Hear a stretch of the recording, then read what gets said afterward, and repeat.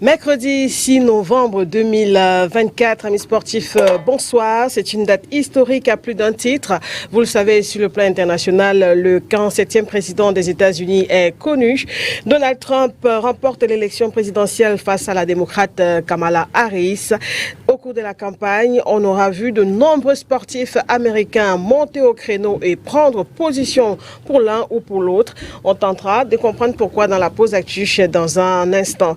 Et puis 6 novembre 82, 6 novembre 2024, cela fait exactement 42 ans que Paul Biya a accédé à la magistrature suprême. Avec nos invités ce soir, on va revenir sur les grandes victoires, mais aussi les échecs et les difficultés du renouveau sportif camerounais. En plateau, pour le moment, 3 invités sur 4 sont avec nous. Célestin Djamène, bonsoir. Bonsoir Lydie, bonsoir à tous les téléspectateurs de STV. Merci pour l'invitation. Les thématiques surfent entre le politique et le sport. Ah oui. C'est une bonne chose. Et c'est peut-être pour ça que je suis là aussi. Et donc, en tout cas, merci pour. C'est vrai qu'on vous connaît beaucoup plus comme un homme politique, hein, pour le moment. Je suis un homme politique. Oui, mais on oublie parfois que le foot aussi, ça vous connaît. Je suis passionné, oui, voilà. Le football. Je suis ancien joueur d'Union Junior avant de partir en France. Donc, depuis ma prime enfance, je suis un passionné du football et du sport en général. On va dire ça comme ça. Mais le football, c'est vraiment, ça me colle à la peau. Moi, chaque fois que je parle de sport, je suis toujours prêt à apporter ma petite contribution s'il le faut. Et c'est pas la première fois que je viens à votre émission. Tout à fait. Vous m'avez lâché pendant 7 ans. Et puis, vous me rappelez déjà la dernière fois et puis aujourd'hui. Vaut mieux tard que jamais. Alors, on se rattrape. Mais pourquoi est-ce que vous n'avez pas continué votre carrière dans le foot, justement? Quand je suis arrivé en France, j'ai continué à jouer au football. J'ai continué en D3 régional, j'ai joué à Malakoff, et puis ensuite je suis parti à l'université, et puis mon grand frère m'a dissuadé de continuer dans le football. Il m'a dit, on ne sait jamais, tu te casses le pied, et puis ton avenir est compromis. Il aurait mieux valu pour moi que je continue donc dans le droit. J'ai commencé donc à l'université de Paris, Panthéon-Sorbonne, et de temps en temps de jouer pour l'équipe de l'université. On a fait des tournois en Europe, Amsterdam, un peu en Italie et tout ça. Bon, ben, je suis toujours un peu resté dans le football. Ouais. Mais j'ai définitivement décidé de choisir la filière du droit. Pas de regret non? Un peu quand même. J'étais un très grand stoppeur. Hein. Et puis libéraux aussi. Ouais. Oui, j'étais un très grand libéraux. Bon, malheureusement, la vie a décidé que voilà, que je prenne un autre chemin. Mais c'est ma vie, hein. Et puis c'est comme ça. C'est comme ça. En tout cas, merci d'être avec nous ce soir, Célestin Djamène. Juste en face de vous, Jacques Ngonsu, ancien rugbyman international, aujourd'hui promoteur d'une nouvelle discipline, le TOCH. Jacques, bonsoir. Bonsoir Lydie, bonsoir aux aînés qui sont sur le panel avec moi, bonsoir à vos nombreux téléspectateurs. Je pense que les thématiques sont alléchantes et on aura de quoi faire cet après-midi ou ce soir. Et Didier Yimkwa nous fait l'honneur d'être également sur ce plateau, analyste de sport. C'est aussi un homme politique, il a plusieurs casquettes. Didier, bonsoir. Bonsoir Lydie, bonsoir à mes copanélistes, bonsoir aux téléspectateurs. C'est toujours un plaisir de répondre à tes invitations. Vous savez, beaucoup de gens ne savent pas que j'ai été aussi chroniqueur sportif. Ensuite que entre l'environnement, l'écologie et le sport, il y a juste une passerelle. Depuis un certain temps aujourd'hui, le sport porte le message, la communication environnementale. Oui, et tout à fait. Tu sais mieux que moi que depuis presque 5 ans aujourd'hui, les plus grands tournois du football ont pour symbole, ont pour emblème une espèce, soit en voie de disparition, soit une espèce qu'il faut protéger. Il n'y a pas mieux que le football, en particulier aujourd'hui, pour communiquer au monde entier. Tout à fait. Attendu sur ce plateau, Timothée Makongo, ancien lion indomptable. On va donc rentrer dans la première partie de cette émission consacrée à la pause actu. Actualité oblige aussi. Je suis un peu obligé de demander l'avis de mes invités sur ces élections américaines, surtout surtout, si on reste évidemment dans le couloir sportif, on a vu Célestin N'Djamène, des sportifs, je les ai tantôt montés au créneau pour soutenir soit Kamala Harris, comme on a vu par exemple avec LeBron James, Stephen Curry et pas mal, et des autres, des patrons, un peu comme le patron de l'UFC, monté également au créneau, Dana White, pour soutenir Donald Trump. Pour vous, quelle est la symbolique, quel est l'impact justement du fait que ces politiques-là, qui recherchent le soutien de ces sportifs, qu'est-ce que cela peut traduire? Mais je pense que quand on est candidat à une élection, il faut aussi être pragmatique, réaliste. C'est-à-dire qu'on va vers les stars, pourquoi? Pour une raison toute simple. Les stars, en général, drainent derrière eux des millions et des millions de fans. Donc ces fans-là, forcément, s'identifient à leur modèle, à leur idole. Donc en allant solliciter la présence des sportifs de haut niveau et même des artistes, on a vu Eminem, on a vu Bruce Springsteen, les Kamala Harris, le bon James, vous avez cité Stephen Curry, ça veut donc dire qu'ils viennent apporter une valeur ajoutée, parce qu'on veut drainer à travers eux des milliers d'électeurs. C'est ça aussi la réelle politique. C'est pas simplement les sentiments, du romantisme, etc., et des propositions de programmes, mais c'est aussi des techniques et des stratégies. C'est-à-dire on va au-delà des militants traditionnels. Bien sûr. Si Lydie Makeda est une grande star, une pop star, je suis en campagne, j'aurais intérêt peut-être à solliciter sa présence à mes côtés. Tu as des milliers de fans, ils viendront forcément s'identifier à toi et donc voter pour moi. Donc c'est purement un calcul politique, un calcul stratégique, tout à fait normal. Bon, maintenant, il y a aussi la personnalité. Il ne faut pas donner trop de place aux stars non plus, comme l'a fait Kamala Harris. Et peut-être que ça défaite Vous avez l'impression de ce matin, oui, je ne sais pas, mais je pense qu'elle a donné trop de place à ces stars. Alors que Donald Trump, même s'il a invité quelques-uns, il s'est quand même beaucoup plus impliqué dans sa propre campagne. C'est peut-être la différence. Bon, il y a d'autres facteurs, comme le fait que, bon, elle est noire, elle est femme, il y a beaucoup de facteurs qui sont accessoires peut-être, mais qui sont aussi peut-être entrés en ligne de compte. Donc moi je dis que Donald Trump, il avait à cœur de reprendre le siège, son fauteuil de président, d'autant plus que contre Joe Biden en 2016, il a eu le sentiment d'avoir été volé dans ces élections. Vous connaissez la suite, il y a eu l'assaut au Capitole, etc. Donc il avait un besoin, un désir peut-être plus fort que Kamala Harris. Donc d'où effectivement cette imprégnation dans sa campagne. Il a fait appel aux stars, comme je l'ai dit, mais de manière un peu accessoire. Il s'est jeté dans la balance, et puis voilà, le résultat est connu, et le score est quand même très large. Et les swing states, comme on dit, ont voté quand même en grande majorité pour Donald Trump. Bon, maintenant, c'est vrai que Kamala ne démérite pas non plus, puisqu'elle a repris la campagne Joe Biden un peu foireuse au départ, et en moins de 3 mois, 4 mois, il fallait quand même un miracle pour qu'elle puisse passer. Voilà un petit peu ce que je pense de cette élection. Alors, Jacques, vous avez été un sportif international. Pour vous, c'est important de se prononcer ainsi. Généralement, on dit, bon, le sport, bon, c'est le sport, c'est pas trop...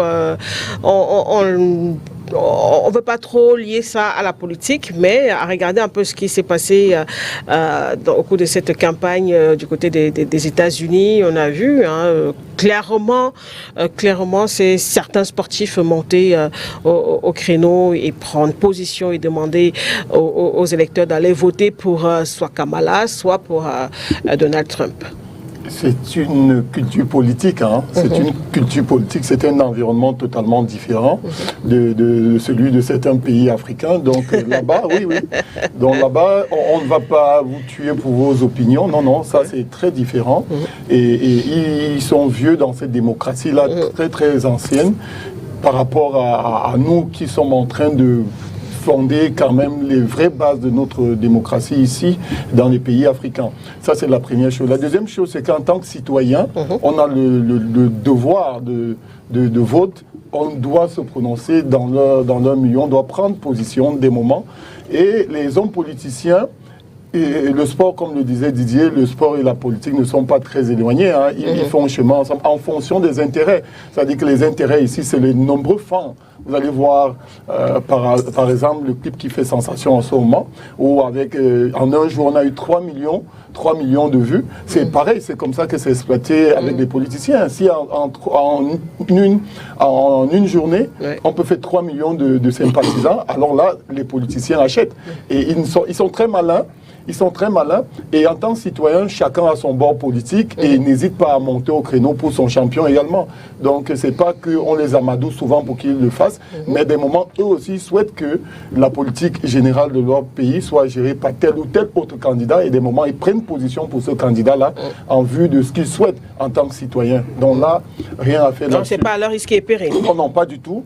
Pas du tout. Justement parce que le fan, il sait aussi faire la différence entre, peut-être s'il est chanteur, entre sa musique et son bord politique. Ils savent bien faire la différence. Il l'aime pour sa musique et pour les autres, il peut dire non, là, s'il aborde tel sujet, je ne suis pas très d'accord. Mais on ne va pas lui taper les doigts parce qu'en tant que citoyen, il a pris la décision de soutenir comme il se doit son bord politique. Didier Moukoura, peut-être un petit commentaire pour sortir de ce sujet de l'actualité qui s'est incrusté sur le conducteur. Si j'étais américain des États-Unis, je suis sûr que je n'aurais pas voté pour Donald Trump. Parce que, Makeda, les deux grandes menaces transnationales aujourd'hui, nous sommes là dans le champ des relations internationales. Là, on reste dans le champ sportif. Le terrorisme et puis les changements climatiques. Oui, on reste dans le champ sportif. Donald Trump, lui, il est contre l'accord de Paris. Il ne veut pas parler des changements climatiques. Pour lui, c'est un phénomène naturel, c'est un phénomène cyclique. Et là, je profite de l'occasion pour dire aux Africains que dès demain, il faudrait que le continent africain cherche sa voie. Il n'a rien à faire avec les Américains. Oui, il est clair. Pour moi, lui, il est clair. Alors, qu'est-ce que vous avez pensé quand même de l'implication des sportifs dans ces... Mais comme moi, je suis tout à fait d'accord avec les autres. On va vers ceux qui peuvent vous apporter les voix. Et puis, ce n'est pas nouveau. Même ici au Cameroun, celui qui est au pouvoir ne cherche que des partenaires qui peuvent lui apporter des voix. Si certains Jamen peuvent apporter des voix qui peuvent gagner une élection, évidemment, le président va l'appeler. Donc c'est tout à fait normal. La stratégie, c'est une question de rapport de force. Alors, on va donc poursuivre cette émission, cette fois avec un mot sur le handball. Jacques Ngonsu, la Coupe d'Afrique des Nations de handball senior dames qui se prépare actuellement. La phase finale va se disputer du 27 novembre au 7 décembre prochain à Kinshasa, capitale de la République démocratique du Congo. 12 sélections africaines réparties en 2 groupes de 6 vont donc prendre part à cette messe continentale de handball féminin. Et parmi ces sélections, le Cameroun qui se prépare, on peut le voir sur ces images, du côté du gymnase du complexe sportif de Douala Japoma. Jacques. Déjà, il faut le dire, un très beau complexe. Et les gens voyaient plutôt l'aire de jeu avec le gazon et autres. Mais là, on regarde que les infrastructures, quelque part. Non, ce ne sont pas que des photos. C'est la réalité. C'est la réalité. Donc, on va en parler tout à l'heure quand on disait en 82, quand le chef de l'État disait pas de sport mineur, pas de sport majeur. C'est justement ces images-là qu'on aimerait bien voir. C'est-à-dire que tous les sports soient dans le contexte qui sied pour leur préparation, puisqu'il s'agit du rayonnement du Cameroun. Donc, parlons de l'équipe de handball. Il faut dire que c'est une équipe qui a fait vibrer les Camerounais. Déjà récemment, je pense bien, au niveau continental en 2022, avec la médaille d'argent. Donc c'est une équipe assez compétitive qui a certes perdu quelques joueuses avec des déboires qu'on connaît tout récemment, mais elle garde quand même une ossature qui fait toujours peur et on souhaite le meilleur, surtout que au niveau de l'encadrement technique, les techniciens sont également montés d'un cran avec les formations menées de main de maître par tout le staff technique et le top management de la FECARAN. Omar Wabate, donc le président. Donc là, on peut espérer que ces lions fassent vraiment rugir, sortir leur rugissement pour faire briller encore. Pourquoi pas cette fois-ci, au lieu de la médaille d'argent de 2022, la médaille d'or. En tout cas, la compétition, c'est le 27 novembre. On aura le temps de revenir là-dessus. Peut-être en soi. par rapport à cette équipe du Cameroun. Oui, bon, c'est vrai qu'on a quand même fait bonne figure en la précédente CAN féminine. Je crois que c'était à Dakar. On est quand même parti pour défendre notre deuxième place. Alors, pour la petite histoire, j'ai voyagé avec les Lions dans le même train le samedi dernier, qui venait à Japoma, justement. C'était du hasard. Hein. Je me suis trouvé dans le même train, le même comportement que les Lions du handball. Et puis, elles sont arrivées, elles ont passé, je crois, 2 jours à Japoma, 2 ou 3 jours. Et puis, elles sont parties à Abidjan déjà. Donc, on leur souhaite vraiment toutes les chances possibles, parce que c'est des filles très souriantes. Je les ai vues très joyeuses entre elles, très, très copines. Et on pense qu'elles vont faire quand même mieux que Dakar 2022. Et parce qu'on a aussi besoin, justement, comme disait tout à l'heure Jacques, de diversifier quand même la prégnance d'autres sports en dehors du football. C'est vrai que c'est le sport le plus connu, mais quand même notre pays aurait grand intérêt à vulgariser aussi d'autres sports. Je crois que les gens qui s'investissent, que ce soit dans le basket, dans le handball, ont aussi le droit au laurier. Il n'y a pas que les footballeurs. Et surtout que ces filles-là sont très gentilles, elles ne demandent pas grand-chose. Elles portent le Cameroun dans leur cœur. Il faut qu'on les encourage. Et en avant les Lions du handball, on espère que vous ramènerez un beau trophée à Kinshasa cette année. Et on rappelle donc la compétition commence le 27.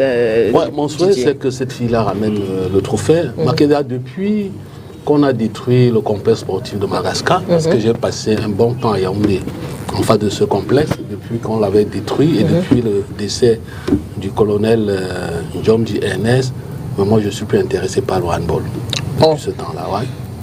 Mais j'espère que si le tournoi est tourné au profit de nos filles, peut-être cela pourrait me ramener dans l'arène. Donc vous attendez quoi Là, quand les filles sortent, c'est tout le Cameroun qui doit prier pour qu'elles ramènent le trophée. C'est bien pour le Cameroun. D'accord. Donc on va rappeler la date de cette Coupe d'Afrique des Nations de handball senior dames RDC 2024. Ce sera du 27 novembre au 7 décembre 2024 du côté de la République démocratique du Cameroun. 12 nations vont donc participer à cette compétition. Pardon? Démocratique du Congo. Oui, la RDC. Oui, le Cameroun, j'ai entendu. Non. République démocratique du Congo. Voilà, et le Cameroun qui fait partie des 12 pays qui vont participer à cette compétition après une préparation ici au complexe sportif de Japoma. Le football, à présent, quand est-ce que va débuter la nouvelle saison sportive? C'est la question qui est sur toutes les lèvres depuis plusieurs semaines déjà, en attendant l'Assemblée générale de la Fédération camerounaise de football prévue pour le 16 novembre. Pour avoir peut-être une petite idée, des tournois de pré-saison se multiplient. Après, récemment, par exemple, ici dans la ville de Douala, la fin d'un tournoi baptisé Bepada Info, il y a la Ligue départementale du Vouri qui a également décidé de lancer un tournoi de pré-saison afin de maintenir nos équipes d'élite en forme en attendant le kick-off. On fait le point sur le coup d'envoi de ce tournoi. C'était le week-end dernier ici à Douala. Oni la Donnette. Regional side Dauphine Football Academy delivered a commanding performance, defeating Elite One's Astor of Douala 3-0 in a pre-season tournament organized by the Warri Divisional Football League. The match held at the annex of the Reunification Stadium on Sunday saw Alu Cisse net the opener for Dauphine, followed by K1 doubling the lead to 2-0. An unfortunate own goal from Sego sealed an emphatic victory for Dauphine in their tournament debut, making them the second regional side to win their opening match. The first is Atlantique of Kribi. The side set the tone earlier on Saturday, taking down Avion Academy 3-1 in Bonamusadi. Sambo Sali shone with a brace, while Betosi Maxime added another, ensuring a solid start for Kribi. Dumbe Isido managed the consolation goal for the academicians. With this win, Atlantique leads Pool B with 3 points.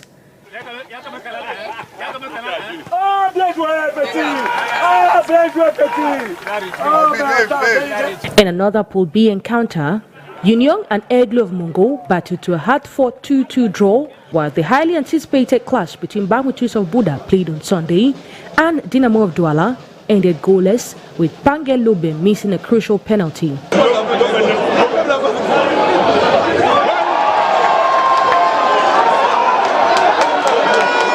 This pre-season tournament is organized in order to prepare teams ahead of the new football season.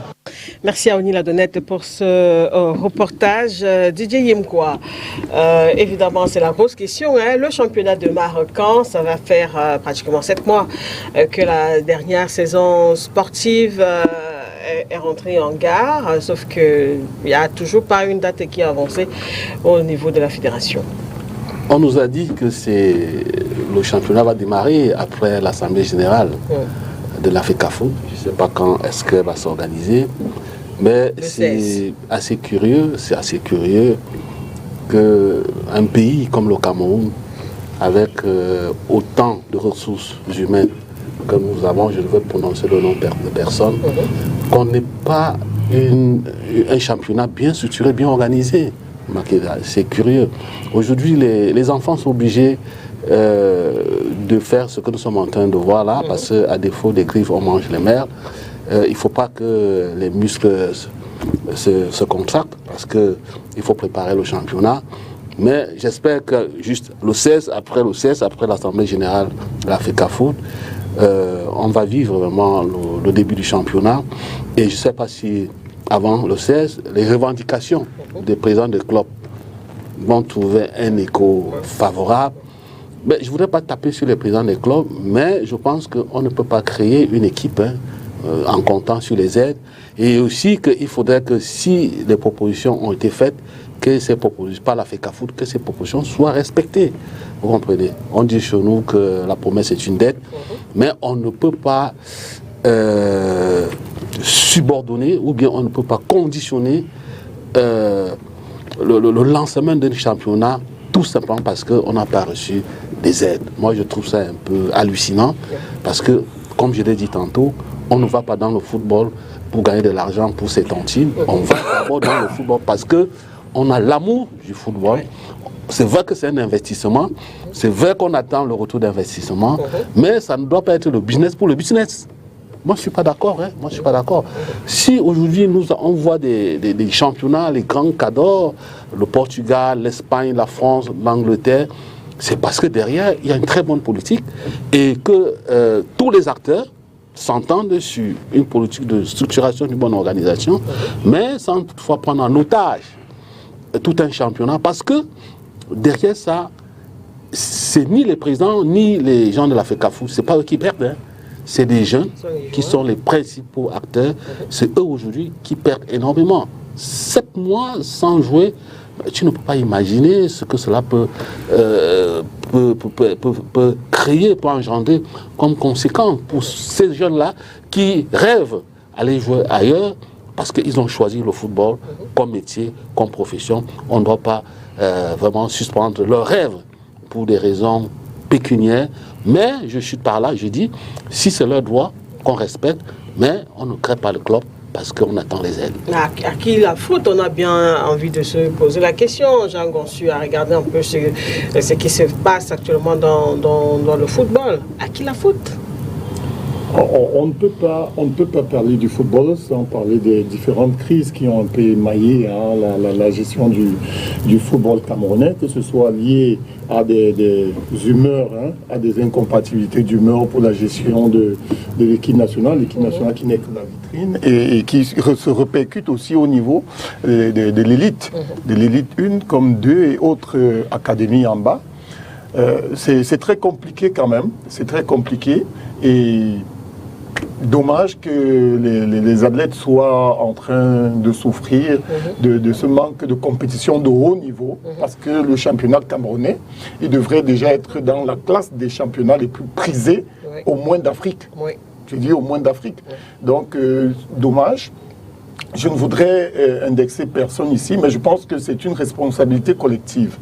C'est une responsabilité collective. Pourquoi? Parce que si on a des réclamations et qu'on met les acteurs au devant de la scène, il y a des compromis qui peuvent être faits pour que le football demeure sur le terrain et que les acteurs derrière règlent leurs différends. Donc moi je pense que tout le monde a sa part de responsabilité dans l'affaire. Mais quelque chose qui est également apprécié et qui est important et qui va quand même aider à ne pas déternir les performances des joueurs sur le terrain, c'est justement ces championnats qui s'organisent. On doit féliciter Bépanda Info pour cette belle organisation, d'ailleurs, avec les sponsors qu'on a vus tout autour, qui ont appuyé l'événement, et les clubs se sont sentis très bien là-bas. Le championnat, la qualité des rencontres était relevée. Donc ce genre de choses permet de maintenir quand même les joueurs en jambes, et ne les sortent pas totalement c'est la ligue départementale du Vouri. C'est très, malgré l'état piteux du terrain qu'on a vu quand même, qui ternit la qualité du spectacle, mais on peut apprécier ce genre d'initiative et qui rentre même, hein, parce que ça rentre dans le calendrier sportif de chaque club. C'est très important de le relever, parce que si il n'entre pas et qu'il y a plein de compétitions à côté, même intermédiaires, les joueurs vont saturer au moment où ils vont être appelés. Donc il y aura plutôt une contre-production de ce qu'on souhaiterait. Mais comme le championnat a arrêté, qu'il y a des palliatifs tout au moins, c'est à apprécier et à encourager que les gars continuent de rester en compétition. Les problèmes finissent par se régler, mais que les acteurs n'en payent pas lourdement le prix. Célestin Djamène, qu'est-ce qui fait véritablement problème dans ce qui se passe? Bon, je crois d'abord qu'il faut quand même essayer de remettre certains points sur les i, parce que quand on dit 7 mois de trêve, bon, c'est vrai que ça paraît long, c'est même très long. Mais je rappelle quand même que le dernier play-off de Elite 2, c'était le 9 avril, qui avait monté un Jumanto et l'Aigle Royal du Mongo en première division. Et les demi-finales étaient le 9 juin 2024. C'est-à-dire qu'entre les demi-finales et la finale, il y a eu quasiment 4 mois. Pour fixer une simple date de la Coupe du Cameroun, il a fallu prendre 4 mois. Donc c'est fin septembre qu'on a joué la finale. Donc moi je dirais que la trêve c'est 1 mois et demi. Parce qu'en vérité, on était obligé d'attendre que la saison soit close pour qu'on relance le championnat. Dans la trêve, non, on ne pouvait pas relancer le championnat. C'était impossible. Puisque la Coupe du Cameroun clôt la saison précédente. On ne pouvait pas relancer le championnat sans jouer la Coupe du Cameroun. Donc pour moi, la trêve, c'est 1 mois et demi maximum. Je crois que Samuel Eto'o est dans le bon timing. Maintenant, il est vrai que... C'est vos calculs. Oui, mais attendez, c'est une question d'objectivité. Maintenant, je pense qu'effectivement, les présidents de clubs ont reçu un document à remplir. On leur a demandé de retourner ce document avant le 8 novembre, donc c'est pour bientôt. Alors, ils rechignent parce qu'ils demandaient de l'argent qui n'est pas venu. Mais l'argent, c'est quoi? On leur a dit, vous êtes une entreprise. Vous êtes désormais sous la coupe des sociétés anonymes en matière de sport. Vous devriez assumer. Si vous n'avez pas assez d'argent, mais cherchez des partenaires, cherchez des actionnaires. Vous ne pouvez pas supporter tout seul les charges qui incombent à un président de foot, parce qu'il y a le transport de joueurs, il y a des maillots achetés, il y a de sièges à avoir, il y a un secrétaire à payer, il y a le personnel et les joueurs à payer. Si vous n'êtes pas capable de supporter toutes ces charges-là, eh bien, entrez dans le système de société anonyme, comme la loi le prévoit d'ailleurs, et ensuite, bon, mais voilà, vous n'aurez pas à quémander de l'argent, de la subvention en permanence à la FECAFOOT.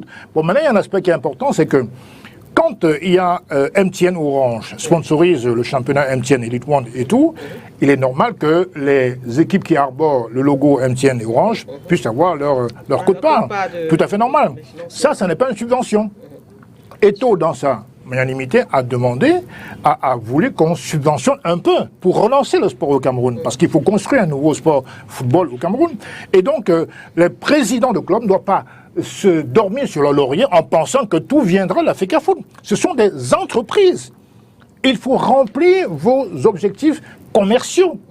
Parce que le sport, malheureusement, contrairement à ce que dit Gidier, est une passion pour nous, spectateurs. Oui. Mais c'est un business pour les entrepreneurs de football. Le président de club, c'est un véritable investissement. Il faut donc des retours sur investissement. Donc c'est un business depuis très longtemps. Donc il est temps que le président de club en prenne conscience. Regardez par exemple aujourd'hui, Léopard de Douala, un club que j'aimais aussi beaucoup à l'époque, est en train de sombrer complètement parce qu'il n'y a plus d'argent du tout. Ils n'arrivent même pas à se déplacer pour aller jouer, ne serait-ce que dans un village dans une ville comme Bouddha, pardon. Et donc ça pose un vrai problème. Et il y a le financement des clubs de football. D'où est-ce qu'ils tirent leur argent? Est-ce qu'il ne faut pas davantage sponsoriser les équipes? Et il faut que MTN, Isbec, Orange à l'avenir aux brasseries négocier leur publicité directement avec le club et qui ne passe plus forcément par la FECAFOOT. Ouais. Même si la FECAFOOT peut réclamer quelque chose, mais il faut que pour la négociation en termes de port de l'étiquette des entreprises, il faut que les clubs soient directement engagés dans la négociation, ce qui n'est pas le cas. Pour revenir au football proprement dit, moi je pense que le championnat aura lieu, va commencer en décembre prochain, puisque le 16 novembre, vous l'avez dit, en Bancomo, l'Assemblée générale va se réunir pour définir si la poule unique va se jouer, comment dirais-je, on va définir la formalité, parce qu'aujourd'hui on ne sait pas encore, on sait qu'il y a une poule unique. Et je suis content parce qu'en vérité, avec les deux poules, le sport n'était pas concentré, on était un peu perdu. Je me rappelle à l'époque de Dynamo, Union Douala, Canon, dans les championnats 70-80, il y avait une poule, et à l'issue du championnat, on avait le champion du Cameroun. Maintenant, ces playoffs-là, ça sert à quoi? C'est vraiment une perte de temps. Il faut se recentrer sur le football à une poule, dont je remercie Samuel Eto'o d'être revenu aux traditions qui sont importantes pour mobiliser les spectateurs, et ensuite aussi pour donner un peu plus de dynamisme et de transparence au football. Donc moi, je pense qu'il faut rester positif et optimiste, et que le championnat va reprendre, je pense, qu'au plus tard, début décembre, et qu'aujourd'hui, il ne faut pas parler de 7 mois de trêve. C'est faux. C'est faux. On avait l'obligation d'attendre la finale pour relancer. 4 mois, personne n'a joué à Célestin. 4 mois à partir de quand? Oui, les gens n'ont pas joué. Septembre, on est en octobre, on est en novembre. Avant la finale, c'est 4 mois, hein. Personne n'a joué. Hein. Oui, on ne pouvait pas. Oui, le championnat était fini. Hein. La demi-finale, c'est le 9 juin. Oui, ben, il fallait attendre, mais dans la présidence. Le cabinet civil a attendu, je ne sais pas combien de mois pour fixer une date. Les gens ne jouaient pas. Timothée Makongo nous a rejoint sur ce plateau. Non, Maxime, bonsoir, ancien indomptable, bonsoir. Vous arrivez. Bonsoir.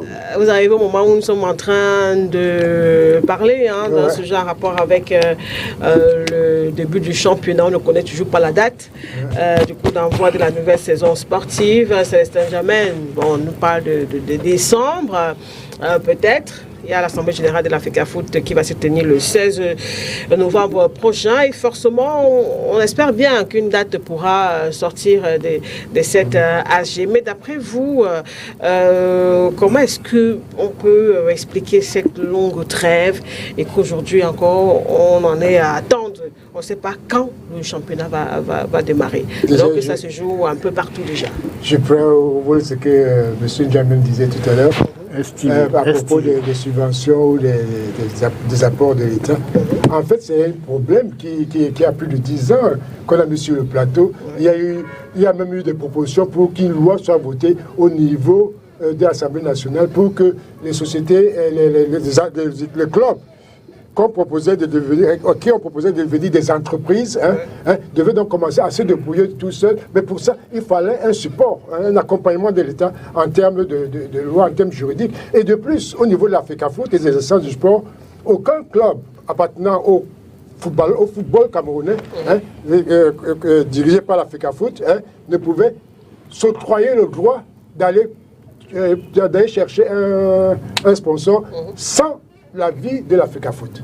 C'était les tests statutaires, c'était statutaire et c'était quelque chose qui se pratiquait. En réalité, il y a eu une espèce de lassement qui a fait que, à un moment donné, d'ailleurs ça n'a pas commencé sous Eto'o, on a demandé, l'État a décidé de faire des subventions au niveau de certains clubs. C'était une promesse ferme, un engagement. Parce que là, quand il y a un accord d'engagement, les autres y croient. Maintenant, je dois reconnaître que ce qui a fait problème, c'est les multiples désaccords qu'il y a eu entre les présidents des clubs et la FECAFOOT, et même le ministère. Parce que malheureusement au Cameroun, quand nous passons d'une disposition nouvelle, d'une ancienne disposition pour aller vers une disposition nouvelle, il n'y a pas d'éducation de masse. Il n'y a pas d'éducation des sportifs. C'est-à-dire qu'on n'a pas éduqué les gens à comprendre que désormais, les clubs de football deviennent des sociétés et qui vont être gérés de telle manière, avec des séminaires d'appui pour... C'est des choses qui ont été proposées, personne ne l'a fait.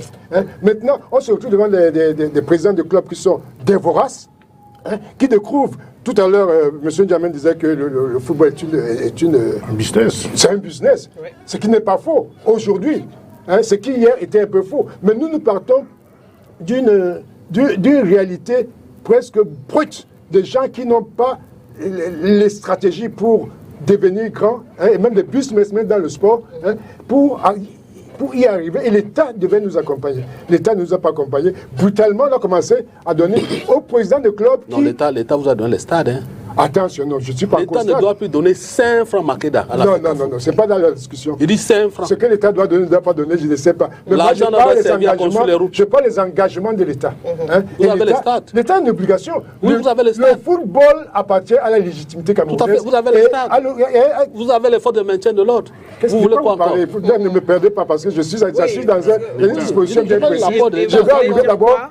Ce que je veux dire, c'est que toutes les conséquences du fait de manquement de l'État, du fait de la voracité des présidents de clubs, parce qu'ils n'ont pas mis en place des stratégies qu'on leur demandait de mettre en place, des stratégies de gestion, des stratégies ouvrir le capital, passer en société, et éventuellement, comme a dit M. Ndiamé, passer en société. Mais c'est quand même en train de se faire des temps de... Mais c'est un truc qui dure depuis 3 ans, 4 ans, 5 ans même. On a vu récemment l'Union de Douala. Moi j'ai vu. On a vu le canon de Yaoundé. J'ai vu à l'époque, la seule équipe qui l'avait fait de manière valable, c'était le Tonnerre de Yaoundé. Et je pense qu'il y avait une équipe de l'Ouest, Bandjoun, je ne sais plus quelle équipe de l'Ouest, j'ai oublié, mais il y avait 2 équipes qui s'étaient érigées en société, déjà. Malheureusement, l'accompagnement de l'État, qui était un engagement ferme, un accord ferme, n'a pas suivi. Maintenant, il y a eu aussi le championnat était sponsorisé par que ce soit MTN ou Orange, ça dépend des circonstances. Parfois, il y a eu à l'époque, il y avait le PMUC, il y avait même de temps à autre la Sonel ou tous les autres. Il y a eu des sponsors locaux. Ce qui, logiquement, le championnat était par exemple MTN Elite One. Ça veut dire que les joueurs portaient donc des maillots de MTN, qui avait le logo MTN, et ils devaient bénéficier des retombées du marketing que l'Africa Foot a engagé. Ça, c'était une partie à part. Mais les études que nous avions faites à l'époque avaient montré que un club, pour fonctionner, c'est un club, pour démarrer, il fallait près de 100 à 200 millions de francs. Pour faire un championnat en poule unique, il faut près de au moins 200 millions de francs sur la base d'un salaire de 50 000 francs étalé sur 13 à 15 joueurs. C'est que les clubs ne pouvaient pas faire avant. Avant, il y avait des mécènes. Quand on parlait d'Aigle Chang, quand on parlait de Canon de Yaoundé, quand on parlait de Fourou Lakono Linga, il y avait des mécènes, des hommes sur place qui étaient des ressortissants des régions qui étaient prêts à donner des sommes énormes. Or, nous étions en train d'aller vers un professionnalisme qui devenait de plus en plus nécessaire et d'une certaine évidence.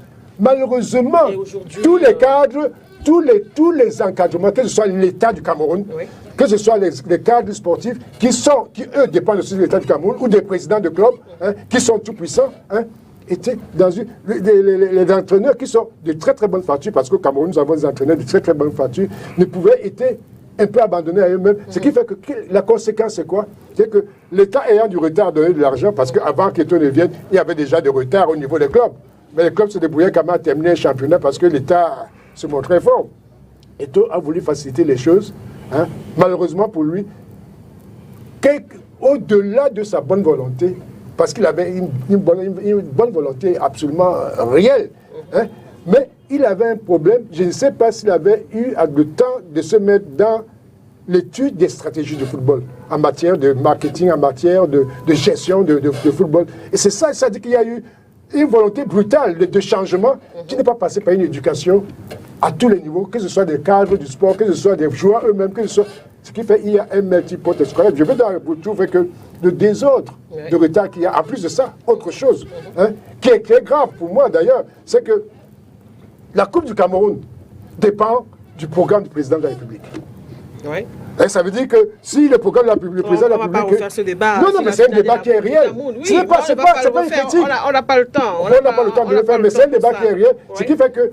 Ça peut être aussi un facteur qui justifie... C'est un facteur très important, oui, qui retarde parfois les débuts du championnat. Mais je ne sais pas s'il faut parler de trêve. Mais c'est des conséquences inévitables. Je voulais juste faire une parenthèse. Oui. Ça fait 4 ans au moins que le président ne préside plus les coupes, les finales. Bon. Donc ce n'est même plus un programme présidentiel. Parce que le PM peut être là à tout moment. Il l'a fait depuis 4 ans. Donc ça n'a même plus de sens en fait, de bloquer la coupe. Le problème se posait quand néanmoins, mais il n'a pas présidé, mais le problème se posait. Il ne préside plus. Bon, il ne préside plus, mais le problème se posait.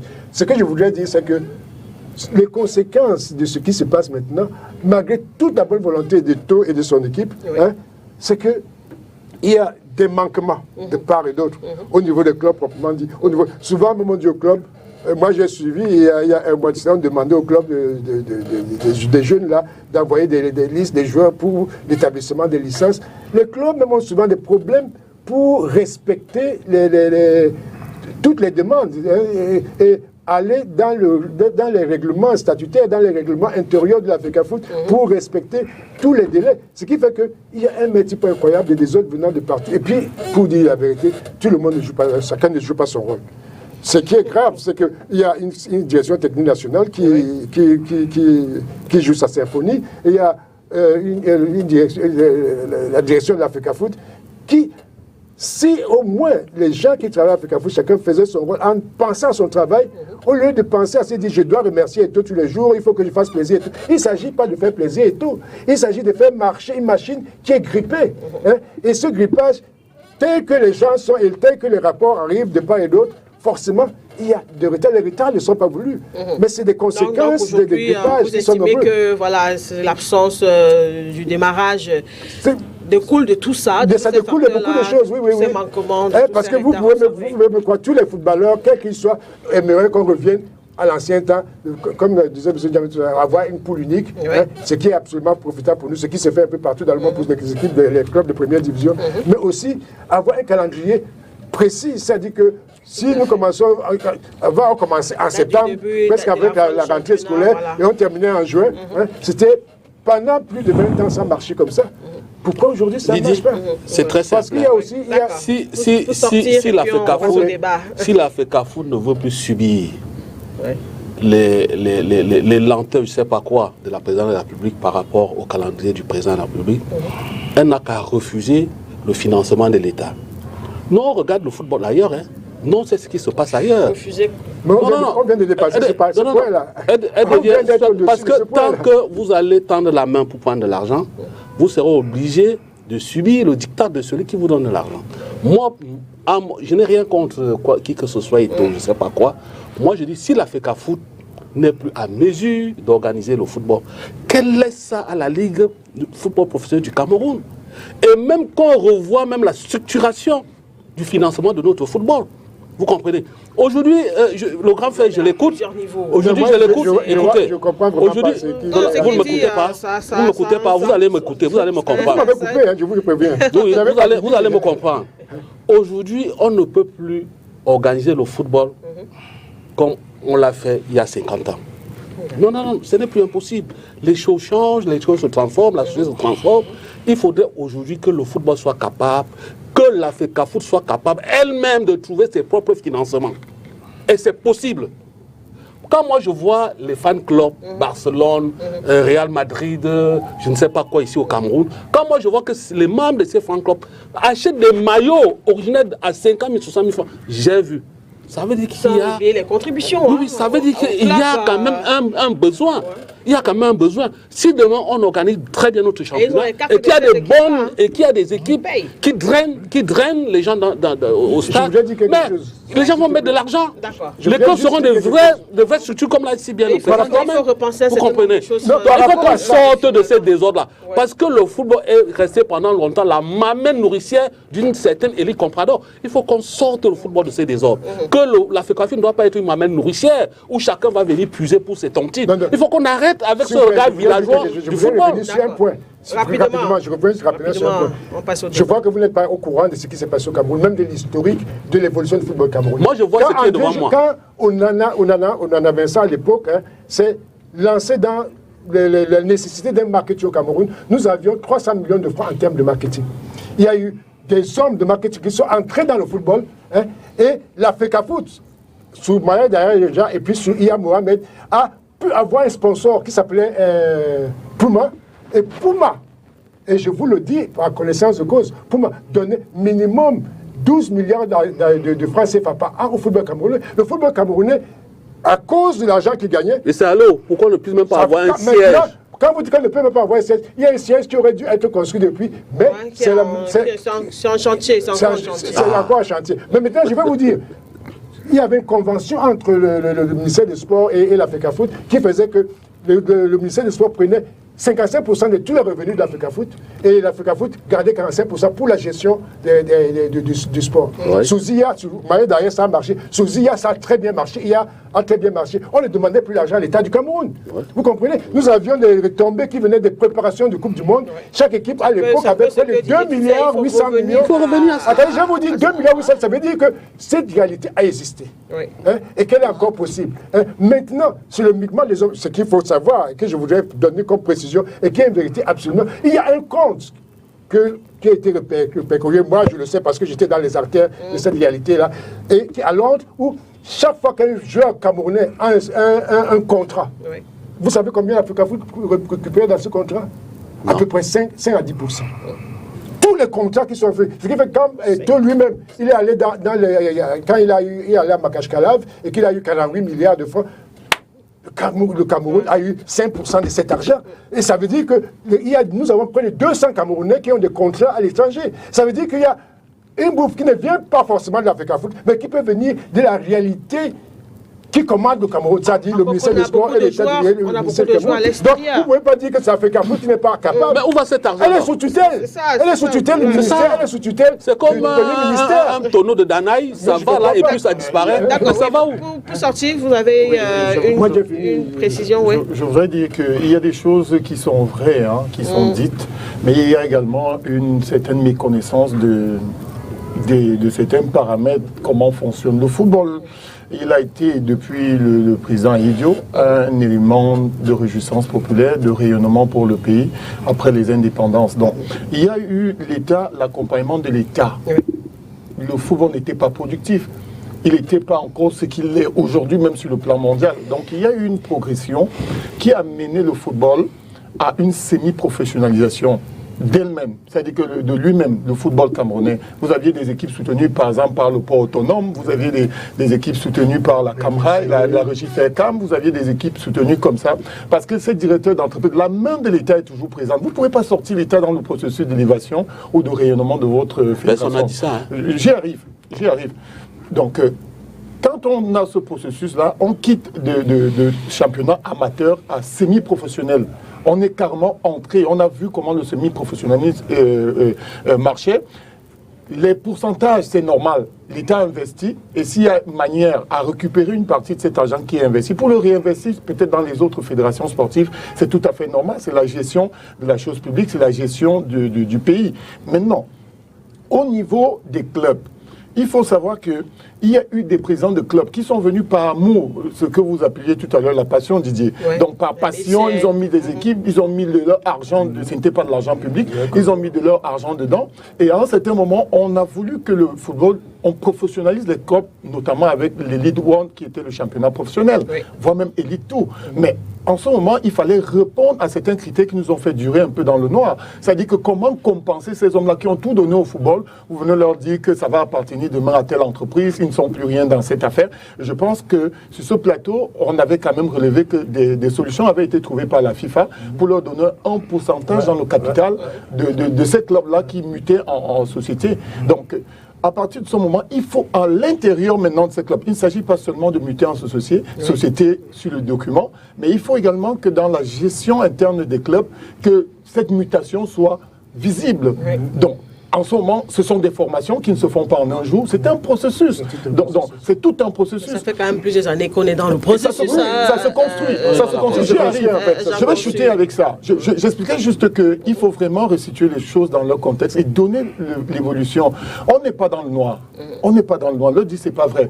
Maintenant, il y a quelque chose qui se passe. De plus en plus, les Camerounais sont nombreux. Les Camerounais, le sport n'est plus celui d'une petite classe qui tapait au ballon. Non. On a de nombreuses académies de football jeunes. On a de nombreux clubs dans les ligues départementales, d'arrondissement. Il faut répondre à leurs besoins. Les associations sont nées et tout ça. Il faut répondre. Il faut donc structurer ces enfants qui vont monter.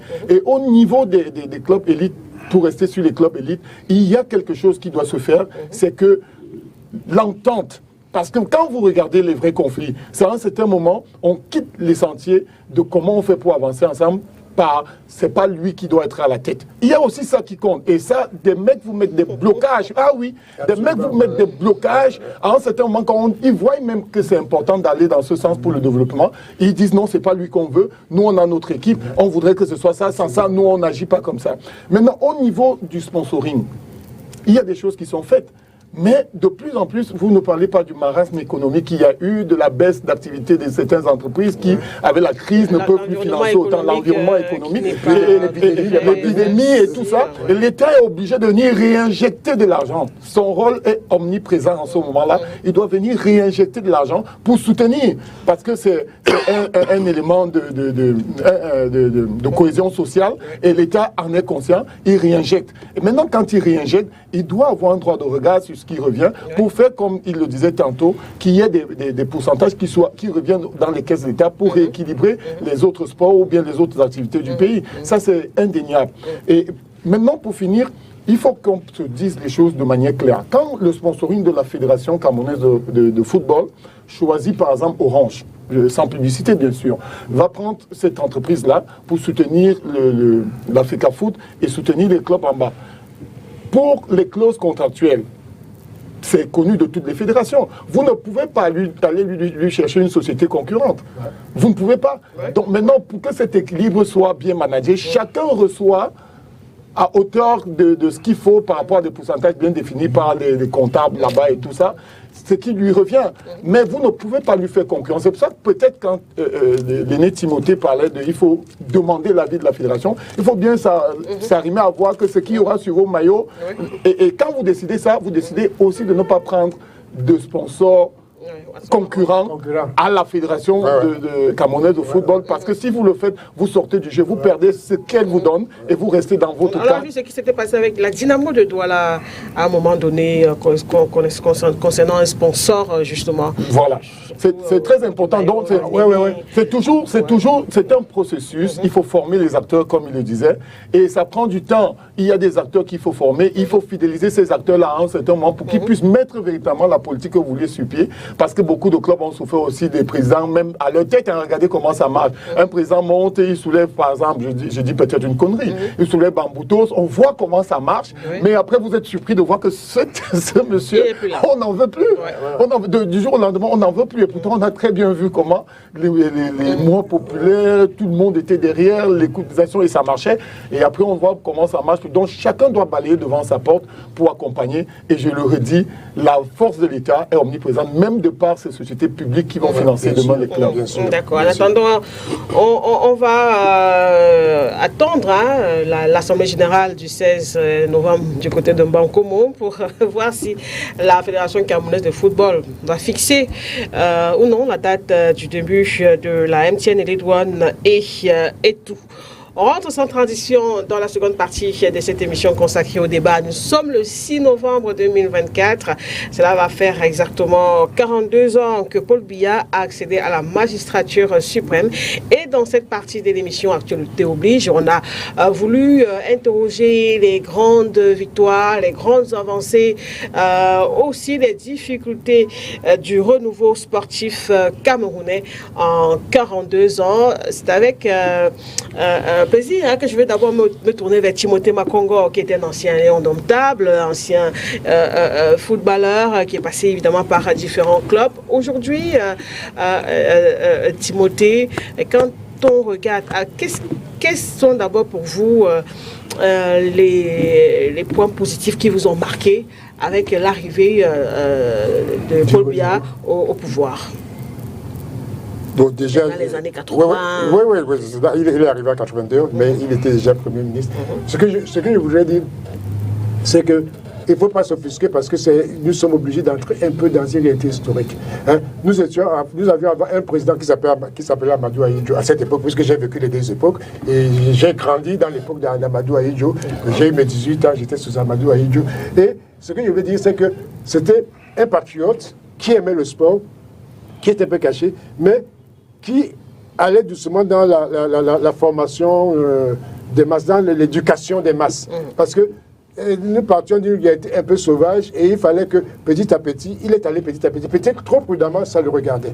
Ça veut dire qu'on a eu pour me résumer rapidement, on a eu 2 présidents qui étaient bons. Au moment où Biya arrive, il y a de manière populaire presque un ras-le-bol du président Ahidjo à cette époque-là. Donc Biya était accueilli avec une joie extraordinaire de tous les Camerounais, même si plus tard, quelques années plus tard, on a déchanté, mais au moment où il entre en scène, il entre et il y a vraiment une joie qui est au sein des Camerounais et une nouvelle émulation. Maintenant, il faut préciser, sous Ahidjo, qui aimait beaucoup le sport et qui encourageait beaucoup le sport, il y avait, comme a dit mon frère tout à l'heure, il y avait beaucoup de mécènes qui finançaient le football.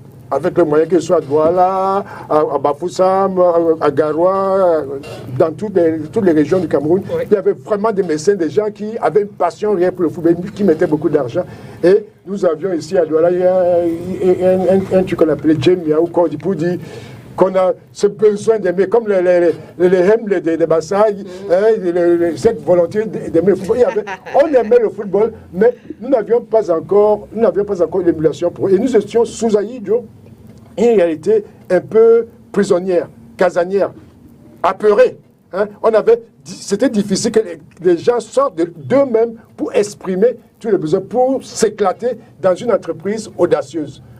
Avec Biya est venu avec la moralisation des mœurs et la rigueur, qui a fait effet au début. Les gens ont eu l'impression qu'ils gagnaient en termes de liberté. Parce que c'est avec dans l'ère Biya que les gens ont commencé à avoir une émulation intérieure et extérieure, et que les sportifs, je parle des sportifs, parce que même dans le sport, ça s'est fait. Oui. Parce que dans le sport, en réalité, avant, on était dans une réalité très passionnée et fermée. Et presque des groupes fermés, mais qui restaient fraternels. Parce que pour dire la vérité, les sportifs d'avant étaient très fraternels, c'est-à-dire très, très liés. Ça veut dire que je pouvais partir de Douala, je vais à Tchan, et quand je me trouve à Tchan, je trouve Kopa me dit, mais tu dors ou viens dormir chez moi. Même comme nous étions opposés sur le terrain. Ce qui fait qu'il y avait quelque chose de sain dans les liaisons sportives. Il y avait quelque chose de moins partagé. Or, avec l'ère du renouveau, le renouveau a eu pas mal de choses parce que le renouveau a créé une émulation qui a fait que les gens ont commencé à oser. Parce que je me souviens à l'époque, au niveau du canon de Yaoundé ou de l'Union de Douala, là où on donnait à l'époque 500 francs, 1000 francs aux joueurs pour un match gagné, des gens comme Ferdinand Koungou, qui était président du canon de Yaoundé, ou Ngassa, qui était président de l'Union, sont passés à une autre étape supérieure. Ils ont, comme a dit mon frère, ils ont presque semi-professionnalisé le football camerounais. C'est des joueurs avec presque des salaires.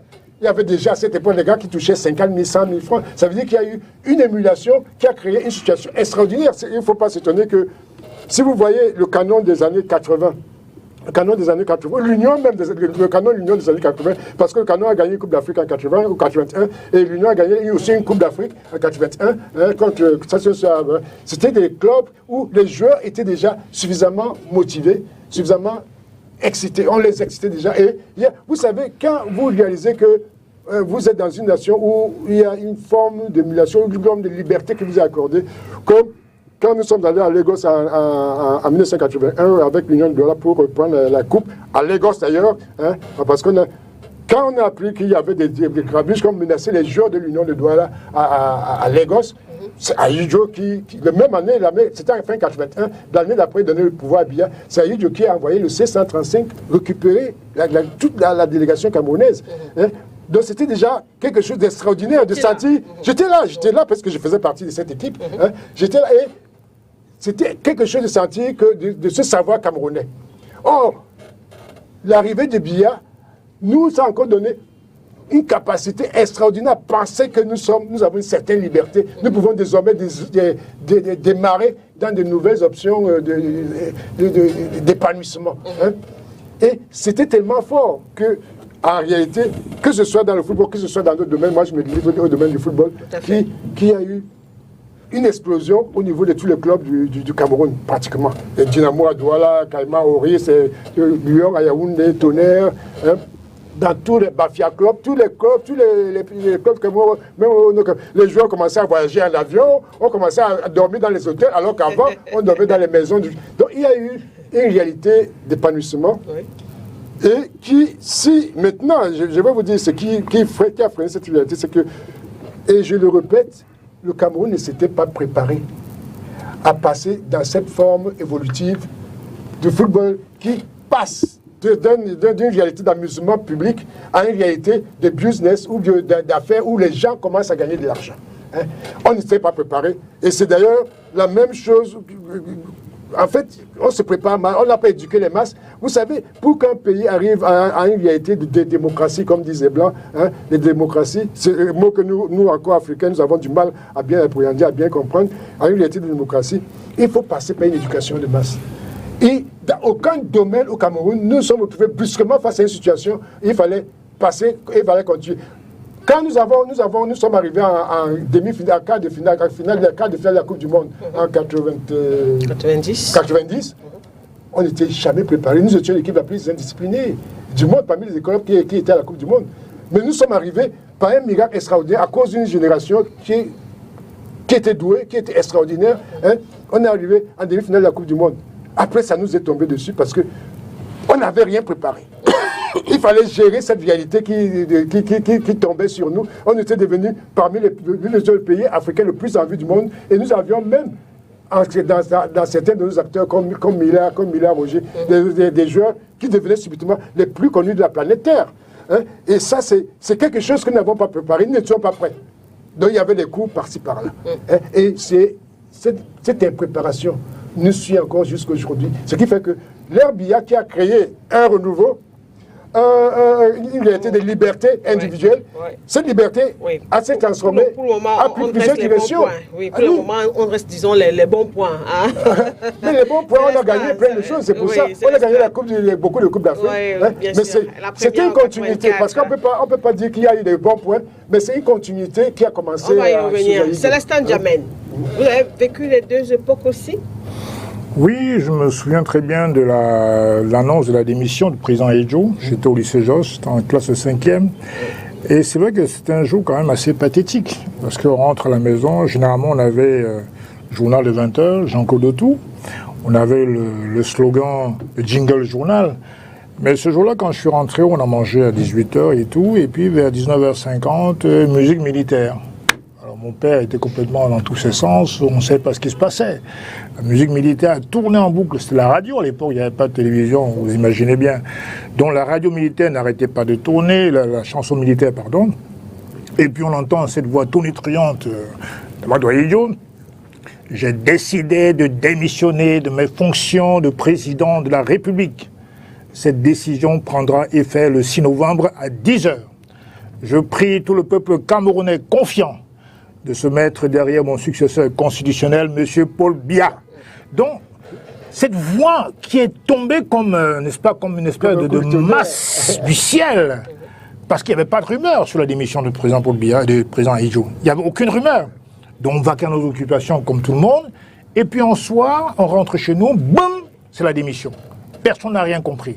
C'est après qu'on a compris qu'il avait des problèmes de santé, problèmes de début de cancer de la gorge, etc. Mais ce jour-là, c'était totalement... On a pensé que c'était l'état de siège. Personne n'est sorti jusqu'au lendemain. Donc voilà, c'était une journée quand même assez spéciale.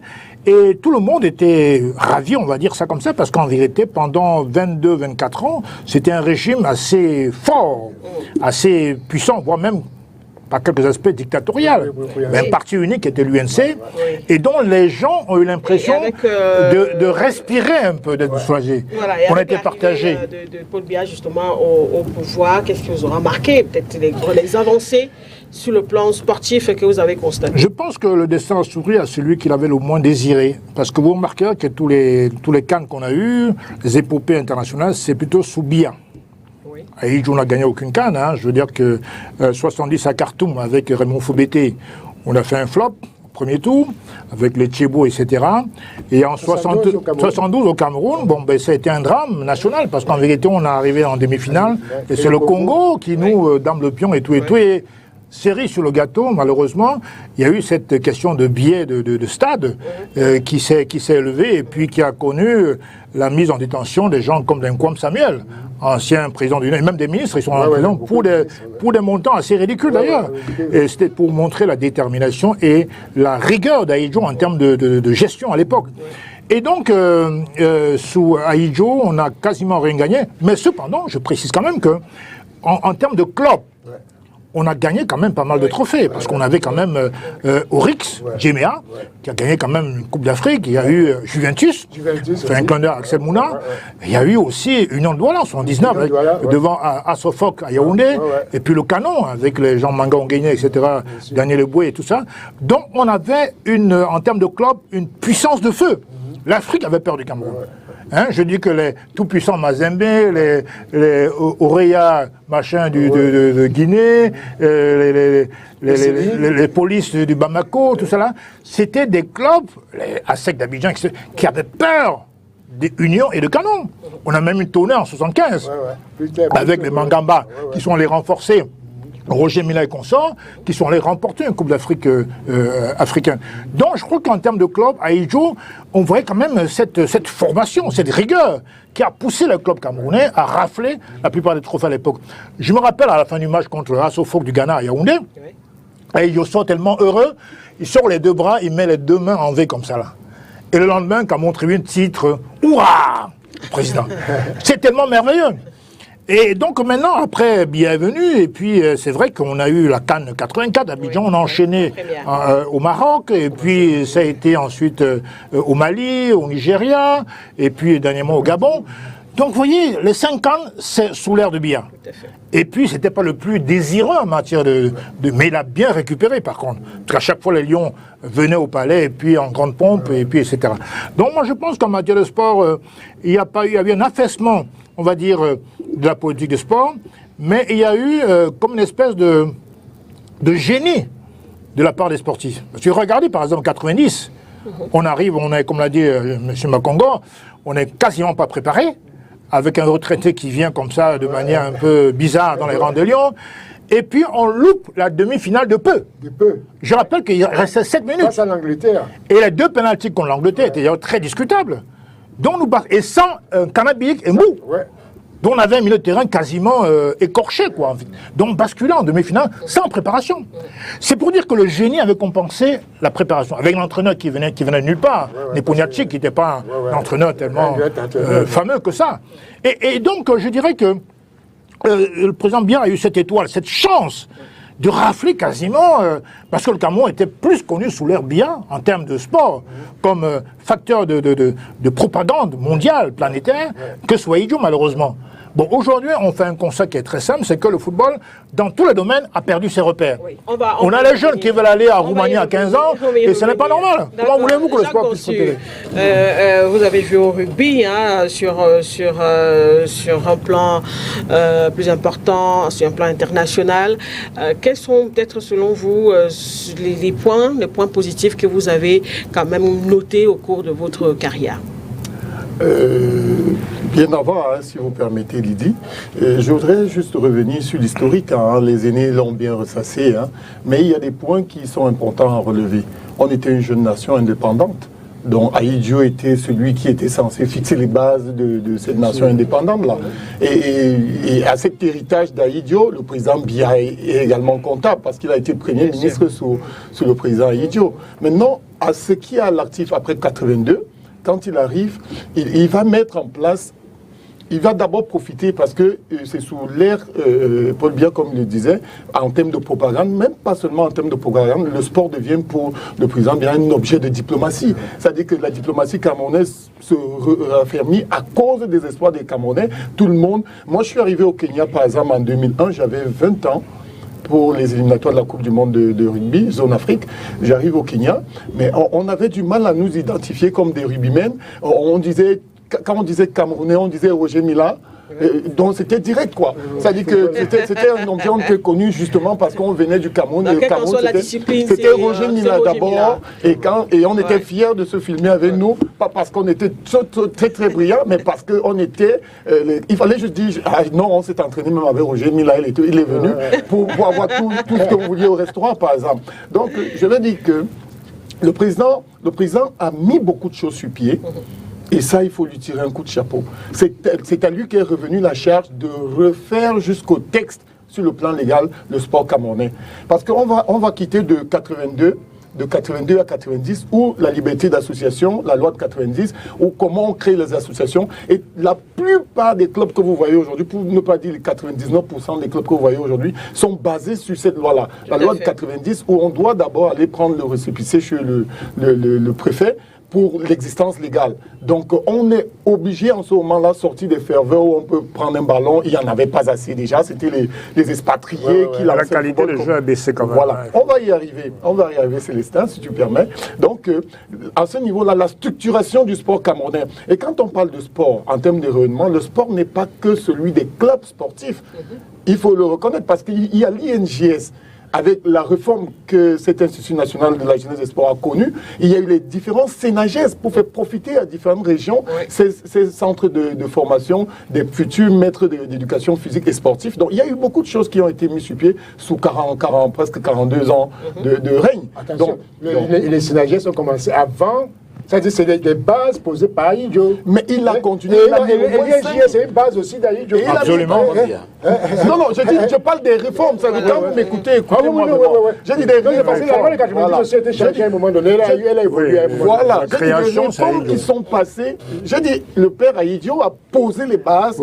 Après les indépendances. Mais le président Biya a continué à travailler et très, très fondamentalement sur ces bases-là, parce que on ne peut pas contrer le nombre de... Ça pouvait fermer comme beaucoup d'entreprises, seulement qu'on est en matière de sport.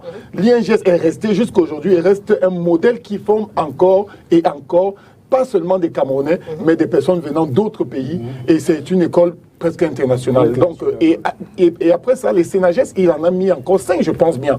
5 dans presque régions dotées, chaque région de ces centres nationaux de jeunesse et des sports. On va aller sur la loi qui permet donc au mouvement sportif de se structurer véritablement sur le plan légal.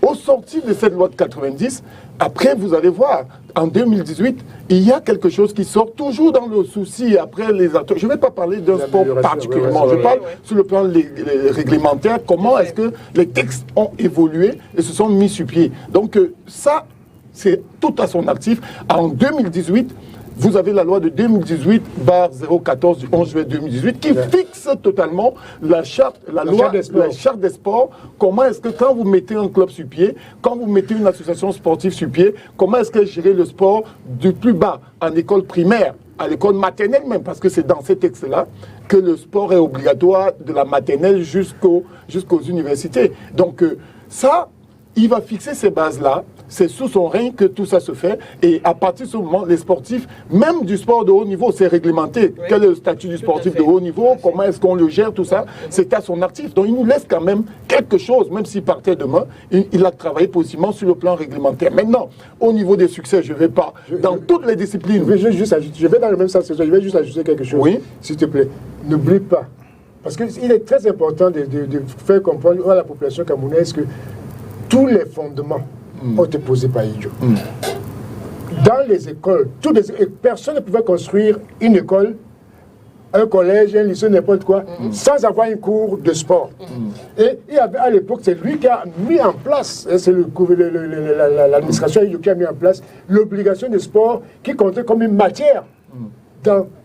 À partir de la CIL, dans toutes les classes, il y avait ce qu'on appelait l'éducation physique. L'éducation physique. Le sucre. Le championnat scolaire, là. Le truc scolaire. Oui, je veux dire que ça a commencé. Aucun élève, nous tous qui avons un certain âge aujourd'hui, nous sommes passés par le sport depuis le cours d'initiation, cours préparatoire, c'était obligatoire. Aujourd'hui, moi j'ai fait le sucre. Hein. Il y a eu régression. Excuse-moi, il y a eu régression. Il termine et puis justement, je vais étape par étape. Je vais toujours vous dire qu'en matière de loi, regardez, avant que la loi... Je suis encore sur le plan réglementaire et légal. C'est-à-dire que quand vous regardez des choses qui se sont faites, mais il n'y avait pas de loi qui gérait le sport camerounais. Je vous dis, la loi relative... Avant que cette loi ne sorte, il y a d'abord eu un texte spécial qui est sorti qui dit que les associations sportives et religieuses sont régies par des textes spéciaux. Déjà pour sortir de la loi de 90 sur les associations. Je suis en train de... Oui, c'est ça que je suis en train de... 75, mais 90, on sort déjà de 90. Et il y a d'abord un texte qui sort qui dit que les associations sportives et je pense religieuses sont régies par des textes spéciaux. Et après ça, il y a la loi de 2018 qui sort et qui fixe totalement comment est-ce que... Je dis, c'est à son actif et nous le lui devons. Donc, après cela, nous, on a autre chose. Moi, je vais vous dire quelque chose et c'est là où vous pouvez fixer les bases, mais le développement tient à votre successeur. Et c'est à lui que reviendra les mérites de ce développement-là. Comme d'ailleurs... Un bémol à ce que j'ai dit tout à l'heure. Il faut qu'il termine pour que... Non, c'est pas moi, il va dans le bon sens. Oui, il va bien. Mais c'est le bémol, je voudrais bien que... Non, il va dans le bon sens, c'est bon. Oui, on est c'est bien de compléter son truc. En fait, c'est-à-dire que quand il parle de liège... Quand il parle de l'INJS, de Sénagès, c'est bien les réformes textuelles, parce qu'on en a besoin aussi pour consacrer la réforme du sport. Mais en même temps, quelle est la vision du sport? Quel est le désir? Parce qu'après tout, c'est l'implémentation en termes de médailles. Quand je vois monsieur l'autre Bessala, au JO de Mexico en 68, il a une médaille d'argent, je crois. Il a la deuxième médaille d'argent quand même, sous Aïdjo. Et même Dongo Ebanga, au JO de Los Angeles en 84, c'est le travail d'Aïdjo. Bon, maintenant, quand on dit l'ING, tout ça, mais je veux dire, qu'est-ce qu'on a fourni au niveau des sports, du sport olympique en matière de masse critique à l'extérieur? Pas grand-chose. Le seul joyau, c'est le football. Non, pas du tout. Si, non, pas du tout. Terminé, je vais donner un exemple simple. En 82, nous sommes à 14 fédérations sportives. 14. Oh ben, sur le plan international. Non, j'y arrive. Même sur le plan international, sous le régime Biya, du président Biya, nous avons eu beaucoup d'acteurs à l'international qui ont occupé des hauts postes dans de nombreuses fédérations sportives. Donc, moi, donner la parole aux autres, je parle. En termes de médailles, il n'y a pas grand-chose. Même si, à part Françoise nous avons eu des champions. C'est Charlotte ou Françoise? Non, c'est pas vrai. C'est pas vrai du tout. Je vais vous donner des exemples. Par exemple, si c'est ma discipline, nous, on a été médaillés africains sous Biya, médaillés africains de 16 nations pour monter le Cameroun dans le top 5 des meilleures nations africaines. Et on sortait d'où? Donc, je veux dire qu'en termes de rayonnement, on a eu des champions de bodybuilding. Ici, vous-même, vous l'avez dit, dans le handball, c'est sous Biya qu'on a eu les plus grands trophées du Cameroun, c'est sous le président Biya. Tous sports confondus. 2000 Sydney, c'est toujours le président Biya. Mais ça ne veut pas dire que c'est Biya qui a promulgué tout ça. Non, vous ne pouvez pas terminer cela. Dans les années 80, vous êtes sportif? Oui. Libérez la parole. Pourquoi je la parole? Non, vous êtes venu faire la campagne de Non, libérez la parole. C'est pas une affaire de libérer la parole. Il est en train de faire. Non, libérez la parole.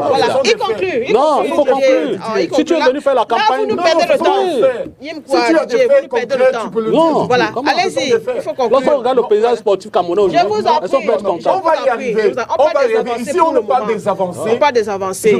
C'est les avancées du sport, pas les avancées de parole. Il faut bien comprendre la thématique.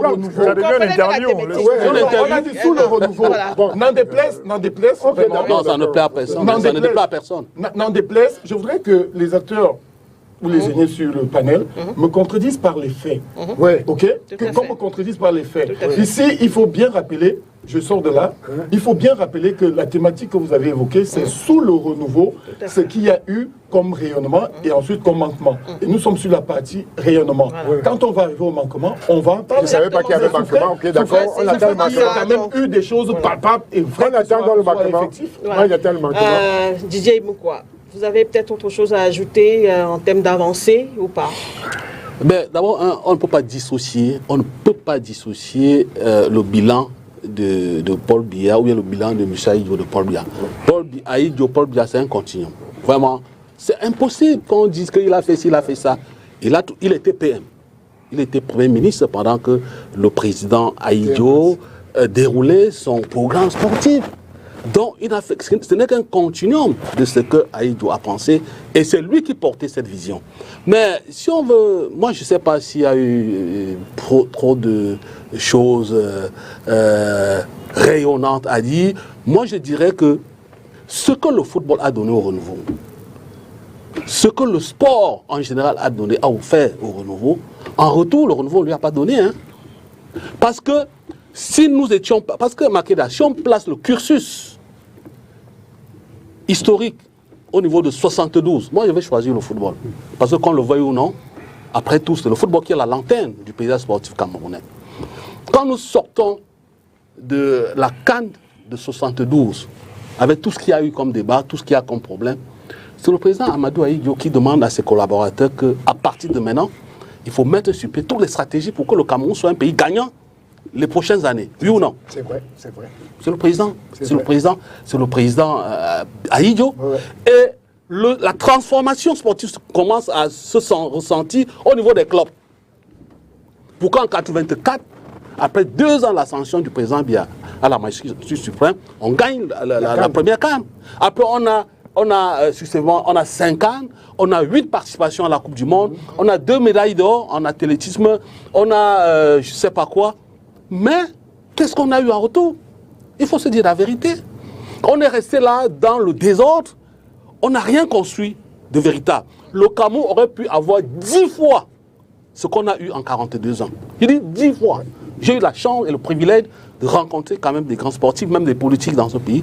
Si on était bien organisé, si le Cameroun était bien organisé, pour cela que Célestin Jean parle de vision, que derrière ça, quelle est la vision? On va où? Quelle est l'orientation stratégique? Mais c'est ça qui a manqué le plus.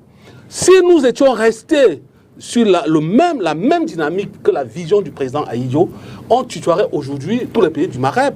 Qu'est-ce qui nous a manqué? Comme lui-même il a dit un jour, le 31 décembre, qu'est-ce qui nous a empêché d'être un grand pays de sport? Parce que quand moi je regarde aujourd'hui, moi en tant qu'écologiste, quand je regarde les fruits, je pose la question sur la qualité des fleurs. Les fruits aujourd'hui n'ont pas tenu la promesse des fleurs. Vous comprenez? Il faut être... Mais oui, monsieur, vous pouvez taper votre bouche, ce n'est pas mon problème, mais les faits sont là. Nous avons des stades qui ont coûté des milliards de francs qui ne nous servent à rien. Nous, aujourd'hui, les clubs, quand j'entends Samuel Eto'o, par exemple, dire... Qui ne servent à rien. Est-ce que je mens? Là, on est sur les avancées ou les manquements. Vous pouvez me laisser parler? On va passer. C'est bon, c'est bon. Non, laissez-moi parler. Vous êtes venu faire votre publicité, c'est votre problème. Non, il n'est pas venu Je ne faire suis pas obligé Je vous en déjà, je ne parle pas de votre avis, mais je respecte. Pas de procès d'intention. Et moi, je parle de la sorcellerie. Allez-y. Moi, je ne parle pas de la sorcellerie. Allez-y. Ce que je parle, vous pouvez le vérifier, monsieur. Allez-y. Quand je dis que de 72 en 84, en 80 ou bien en 82, quand il part, les équipes du Cameroun se comportent bien sur la scène internationale. Est-ce que je manque grand frère? Mais c'est des faits, monsieur. Et c'est parce qu'au départ, il y a une politique. Mais si après 92, on a profité de retomber, on a eu 5 ans, on est même rentré dans ce qu'on appelle du soft power. C'est pour ça que je dis, et tu l'as si bien dit tout à l'heure, que le rayonnement diplomatique a profité à qui? Au président Biya. Mais est-ce que si tu es sérieux, est-ce qu'un retour, le renouveau, a redonné au sport ce qu'il lui a donné? Par exemple?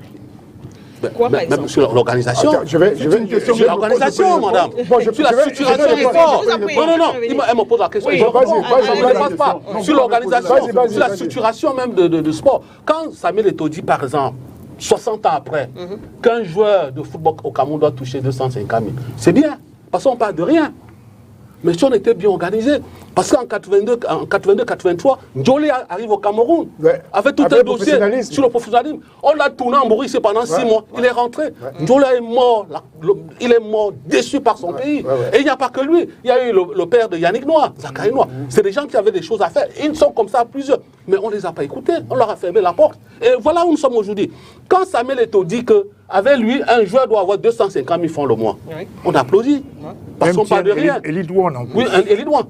Mais c'est zéro, Makeda. C'est moins que ça. C'est 250 000. Vous pouvez vivre au Cameroun avec 250 000 lorsque vous êtes vraiment sportif de haut niveau. Et il demande l'appui où, Didier? Je vous en prie. Laissez-moi. C'est elle qui pose la question. Attendez-moi sur Je votre vous en plateau. prie. En même temps, c'est un débat aussi. Parce que si nous étions bien organisés, comme au Maroc, comme en Égypte, un joueur toucherait 1 million de francs CFA. Ce n'est pas la magie. Même lorsqu'on regarde d'autres championnats, les grands championnats du monde, Portugal, Espagnol, la France, l'Angleterre, l'Allemagne. Mais Makeda, moi je ne crois pas à la génération spontanée. C'est parce que derrière, il y a une politique solide de sport. C'est parce que derrière, il y a une politique d'industrie du sport. Est-ce que 42 ans après... L'industrie dont tu reconnais, c'est un business. C'est un business. C'est devenu un business. Ce n'est pas ce que j'ai dit. Oui, je ne suis pas contre toi. Je rappelle les propos de Didier. Didier a dit sur ce panel, sur ce plateau que le gouvernement ne doit plus financer le football. Je le répète et j'assume. D'accord. J'assume. Je n'ai pas dit. J'ai dit ceci. L'État doit apporter son appui. Et l'appui est multisectoriel, multidimensionnel. sans financement. Et j'assume, le football, le Cameroun, on ne peut plus prendre l'argent du contribuable pour remettre à la FECAFOOT, pour soutenir les clubs, alors qu'il y a les moyens pour gagner de l'argent. Et j'ai parlé des fan clubs. C'est pour ça qu'on parle de séminaires pour le président de club, qui sont pas éduqués au business. Ils ne comprennent pas encore l'enjeu d'une société anonyme. C'est parce qu'au départ, Célestin Jamel, Célestin, tu as connu Ndoléa. Oui, je l'ai connu aussi. Tu l'as connu? J'étais très jeune quand il est venu au Cameroun. C'est nous qui l'avons enterré. Voilà. Il est venu au Cameroun justement pour lancer le professionnalisme. Nous étions en quelle année? Nous étions en quelle année? C'est les années 80. Bon voilà, si on avait réussi, pourquoi qu'on serait aujourd'hui à avoir un joueur qui doit toucher 250 000 francs par mois? Et même John a été parmi les promoteurs du professionnalisme en France. Mais voilà, on ne serait pas là où on serait pas là. Le football, c'est un club de football. Il suffit d'avoir un plan de professionnalisme. Attends un peu, Jacques. Un club de football. On lui a fermé les portes, Jean. Un club de football, c'est une entreprise. On n'a pas essayé. Il faut donc, former le président de club dans des séminaires d'entreprise. Parce que pour avoir un bâton par mois, il faut que les droits télé soient reversés un peu au président de club. Et il faut que les mécènes, parce qu'avant, c'est des clubs identitaires. Que vous, les médias. Union Bamileke, Canon, Tonet avec Semengue, Canon avec Aïdjo, tout ça là. On était sur l'identité ethnique quasiment. Maintenant, il faut sortir de ça. Confier les rênes du sport aux managers expérimentés pour qu'ils génèrent de l'argent, qu'ils créent les experts et les sponsors aussi. Parce qu'un bâton par mois, il faut générer. Bien sûr, on pouvait même à 2 millions. On a eu beaucoup d'argent. À quoi c'est quand j'évoquais, je suis allé crescendo, quand j'évoquais tout à l'heure les différentes lois, comment est-ce qu'on sort de 75 et on arrive à la liberté d'association? Il n'y a pas encore de loi sur le sport. Il n'y a pas de loi. On sort de 90 et pour revenir dire que les associations sportives et religieuses sont régies par les textes spéciaux. Et après, on ressort la loi qui cadre et qui fixe comment est-ce que le sport doit fonctionner du plus bas au plus haut niveau au Cameroun. Tu sais, c'est la réforme des textes. Non, je ne voulais pas. Justement, non. Justement, non. François Dango, tu connais. Elle a été ignorée. C'est celle qui remporte la médaille d'or. Seule. François Dango. Tu te rappelles, ça, c'est un autre débat aussi. Je vais dire quoi? Je vais dire que pour que vous veniez rentrer dans le professionnalisme. Il faut que les textes de ce pays aient prévu. On est sorti d'une chose. On est sorti des indépendances où c'était chacun lançait son club comme il voulait, comme quand il voulait. C'était organisé. Ah non, c'était structuré. Alors là, les élites du village, c'était structuré. C'était organisé. Chacun lançait des communautés. Chacun lançait. Dynamo, c'était des clubs communautaires. Aujourd'hui, il est important de me suivre un tout petit peu. C'est-à-dire qu'on est sorti de cela, on est rentré dans la loi de 90 qui ne définissait que comment fonctionnent les associations. C'était la liberté, les libertés, c'était pour garantir les libertés individuelles. Et les associations en faisaient quand même partie. Donc, on est resté dans un processus de réglementation. Maintenant, vous ne pouviez pas véritablement mettre le professionnalisme sans avoir les lois qui régissent comment... Ça, c'est l'étape des lois. Ça, c'est un discours des conservateurs. Non, tu n'as pas dit ça. Je suis un acteur du sport depuis ma Les autres ont fait comment? Les autres ont fait comment? Moi, je suis en train de dire... Les autres ont fait comment? C'est important de fixer le cadre réglementaire. Mais les autres ont fait comment? Il faut 10 ans pour fixer le cadre réglementaire. Mais non. Derrière, qu'est-ce qui a suivi? Je ne me perds pas du tout. Il faut 20 ans. On ne se perd pas. Makeda, c'est 1 an pour mettre le cadre réglementaire. C'est 1 an, monsieur. Laissez-le terminer son raisonnement. Dans nos associations, nos parents ont créé des associations. Ils n'ont pas été à l'école de droit comme Saint-Germain. Mais ils ont créé des associations avec leur texte. Il ne faut pas 1 an pour mettre sur pied des instruments juridiques. Dans un pays où ce qui s'est fait avec la tolérance doit continuer tous les jours. Non, la tolérance, c'est la corruption. Je vous ai suivi. La tolérance, c'est la corruption. à plus d'un débat où vous avez rappelé à la structuration. Et quand vous demandez que les textes soient votés pour faire telle chose, le sport ne diffère pas de cela. Et maintenant, dans le c'est pas de ça qu'il s'agit.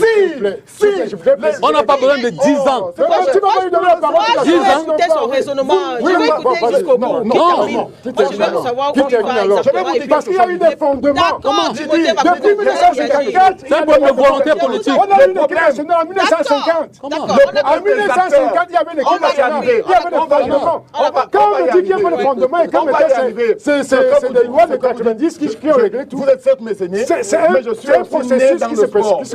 Je voudrais dire quelque chose qui est simple.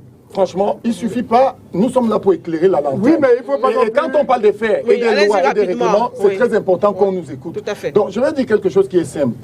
Quand vous avez une association sportive, est-ce que vous savez que le cadre, je ne sais pas, c'est les 5 qui me démentiraient là-dessus, ou qui me démentira là-dessus, c'est l'association fixe librement, se crée librement et fixe. Attends, tu parles des choses... Laissez-le donc terminer, Timothée Bakongo. Est-ce que vous savez que... Laissez-le terminer. Parce que, est-ce que vous savez que... Non, ça veut dire que... Je rappelle au moins sur le panel. Je rappelle au moins Célestin là-dessus pour dire que lui n'est pas ignorant de cela. Donc je rappelle Célestin en disant que qui dit que les associations se créent librement, fixent leur cadre, leur texte et statut librement. OK? Maintenant, quand on le dit, est-ce que vous savez qu'il n'y a plus de problème dans les fédérations? Déjà, j'ai dit qu'on est quitté de 14 à 54 aujourd'hui, fédération, sous le renouveau. Et est-ce que vous savez que quand le ministère, qu'on voit, écartons un peu le football, quand le ministère veut parler dans une fédération, vous savez ce qu'ils disent, les responsables des fédérables, qui n'arrivent pas d'abord à se mettre d'accord pour fonctionner normalement nous sommes dans le même cadre. Nous sommes dans le même cadre. Nous sommes libres. Ils disent que nous sommes libres. Donc, c'est-à-dire que cette liberté qu'ils réclament, ça veut dire quoi? Ça veut dire qu'ils ont les moyens, avec ces textes de loi, tels que la loi le demande, de fixer et de fonctionner. Est-ce que vous comprenez ce que je veux dire? Tu défends le renouveau avec les avancées des renouveaux. C'est ça que tu veux dire en gros. On vous a compris. Tu défends le bilan du renouveau dans les avancées. Je donne les faits. Mais moi je dis que malgré les cadres textuels, c'est très important un cadre. Qu'est-ce qu'il y a derrière? Il faut agir, il faut le cadre. Mais après, comment c'est implémenté? Parce que si tu fais des belles réformes, encore qu'aujourd'hui on est dans la société anonyme en matière de football, on est dans le professionnalisme théorique, il n'est même pas pratique. Donc, aujourd'hui, ça s'est implémenté comment? À partir de ces réformes qui sont vraies que tu dis là. Mais il faut dépasser le cadre théorique. Parce qu'il faut viser haut. Que vise le Cameroun? Quand Samuel Eto'o dit avant le Qatar qu'on peut remporter la Coupe du Monde, les gens rigolent. On rigole pourquoi? Nous pouvons. Le Maroc qu'on a battu toujours, qui est notre épouse, ils sont arrivés en demi-finale au Qatar. Mais si le Maroc peut avoir en demi-finale, nous on peut remporter la finale. Tout à fait. Et c'est une question de foi d'abord. On est une génération peut-être moins douée aujourd'hui, mais on est un pays de talent de football. Et football en particulier, de talent de sport en général, mais de football en particulier. Est-ce qu'on y croit? Est-ce que le gouvernement y croit? Est-ce qu'on y met les moyens? Parce que la Coupe du Monde, c'est à notre portée. J'ai dit, les gens rigolent. Mais si tu dis à un Roumain ou à un Tchécoslovaque ou à un Tchèque, est-ce que le Tchèque peut remporter la Coupe du Monde? Ils ne vont pas rigoler, ils vont dire, mais il faut mettre les moyens. Mais tu dis à un Noir africain, ils vont croire que ça relève de rêveries. Donc vous demandez à ce que le ministère vienne organiser la FECAFOOT. C'est pas ça qui dit. C'est pas ça que vous parlez. Non, vous avez terminé. Non, c'est pas vraiment. Timothée, allez-y. Après, il faut mettre un supplément de foi. Un sursaut patriotique. Savoir quelle est la vision qui est derrière. Le gouvernement est libre de gérer selon ses textes. Attention, la FECAFOOT est la parole à Timothée de droit privé, mais qui a réussi un agrément de l'État pour gérer et pour exploiter le football. L'État a le devoir de donner une aide à l'équipe nationale. Mais ce n'est pas une raison de tenir la FECAFOOT. Elle est indépendante, la FECAFOOT. Et les problèmes du ministère de la FECAFOOT, justement, c'est rien que le ministère, ou bien ce sont les acteurs même de cette FECAFOOT qui sont les problèmes. D'accord. La parole est à Timothée. Mais bien sûr. Célestin Djamène, la parole est à Timothée Bakongo, je vous en prie. Je voudrais te remercier parce que il y a une réalité de patriotisme des fois. Et je me souviens, il y a un entraîneur portugais qui est ici. Les premiers temps qu'il a entraîné, comment s'appelait l'entraîneur portugais? Arthur Georges. Il a dit, en réalité, il vient de découvrir un pays qui peut largement gagner la Coupe du Monde. Mais bien sûr. C'est pour un peu soutenir ce que tu as dit. Si les dirigeants étaient organisés. Pour revenir sur ce que Il faut qu'on avance. Hein, non, c'est pas. La réalisation. Il a dit des très bonnes choses. Il nous reste moins de 20 minutes. Jacques a dit des très bonnes choses. Ce que je voudrais dire à Jacques, il ne faut pas perdre de vue qu'il y a eu ce qu'on appelle, quand vous faites une maison, vous faites les fondations. Tout à fait. Hein? Et Ahidjo a posé des fondations solides. Il ne faut pas le renier.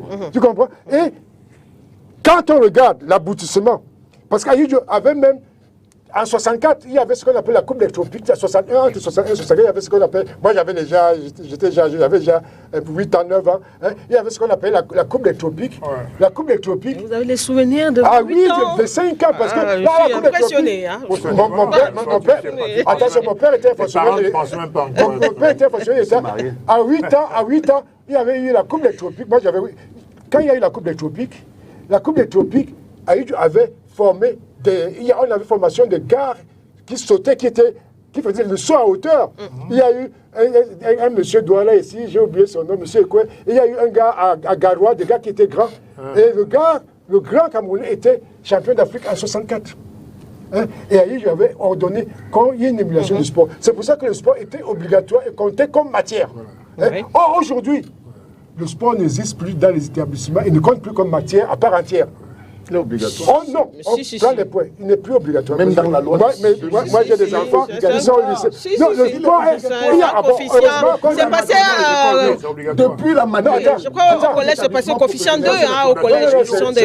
Le sport, je veux dire qu'on ne le pratique plus dans les établissements comme avant.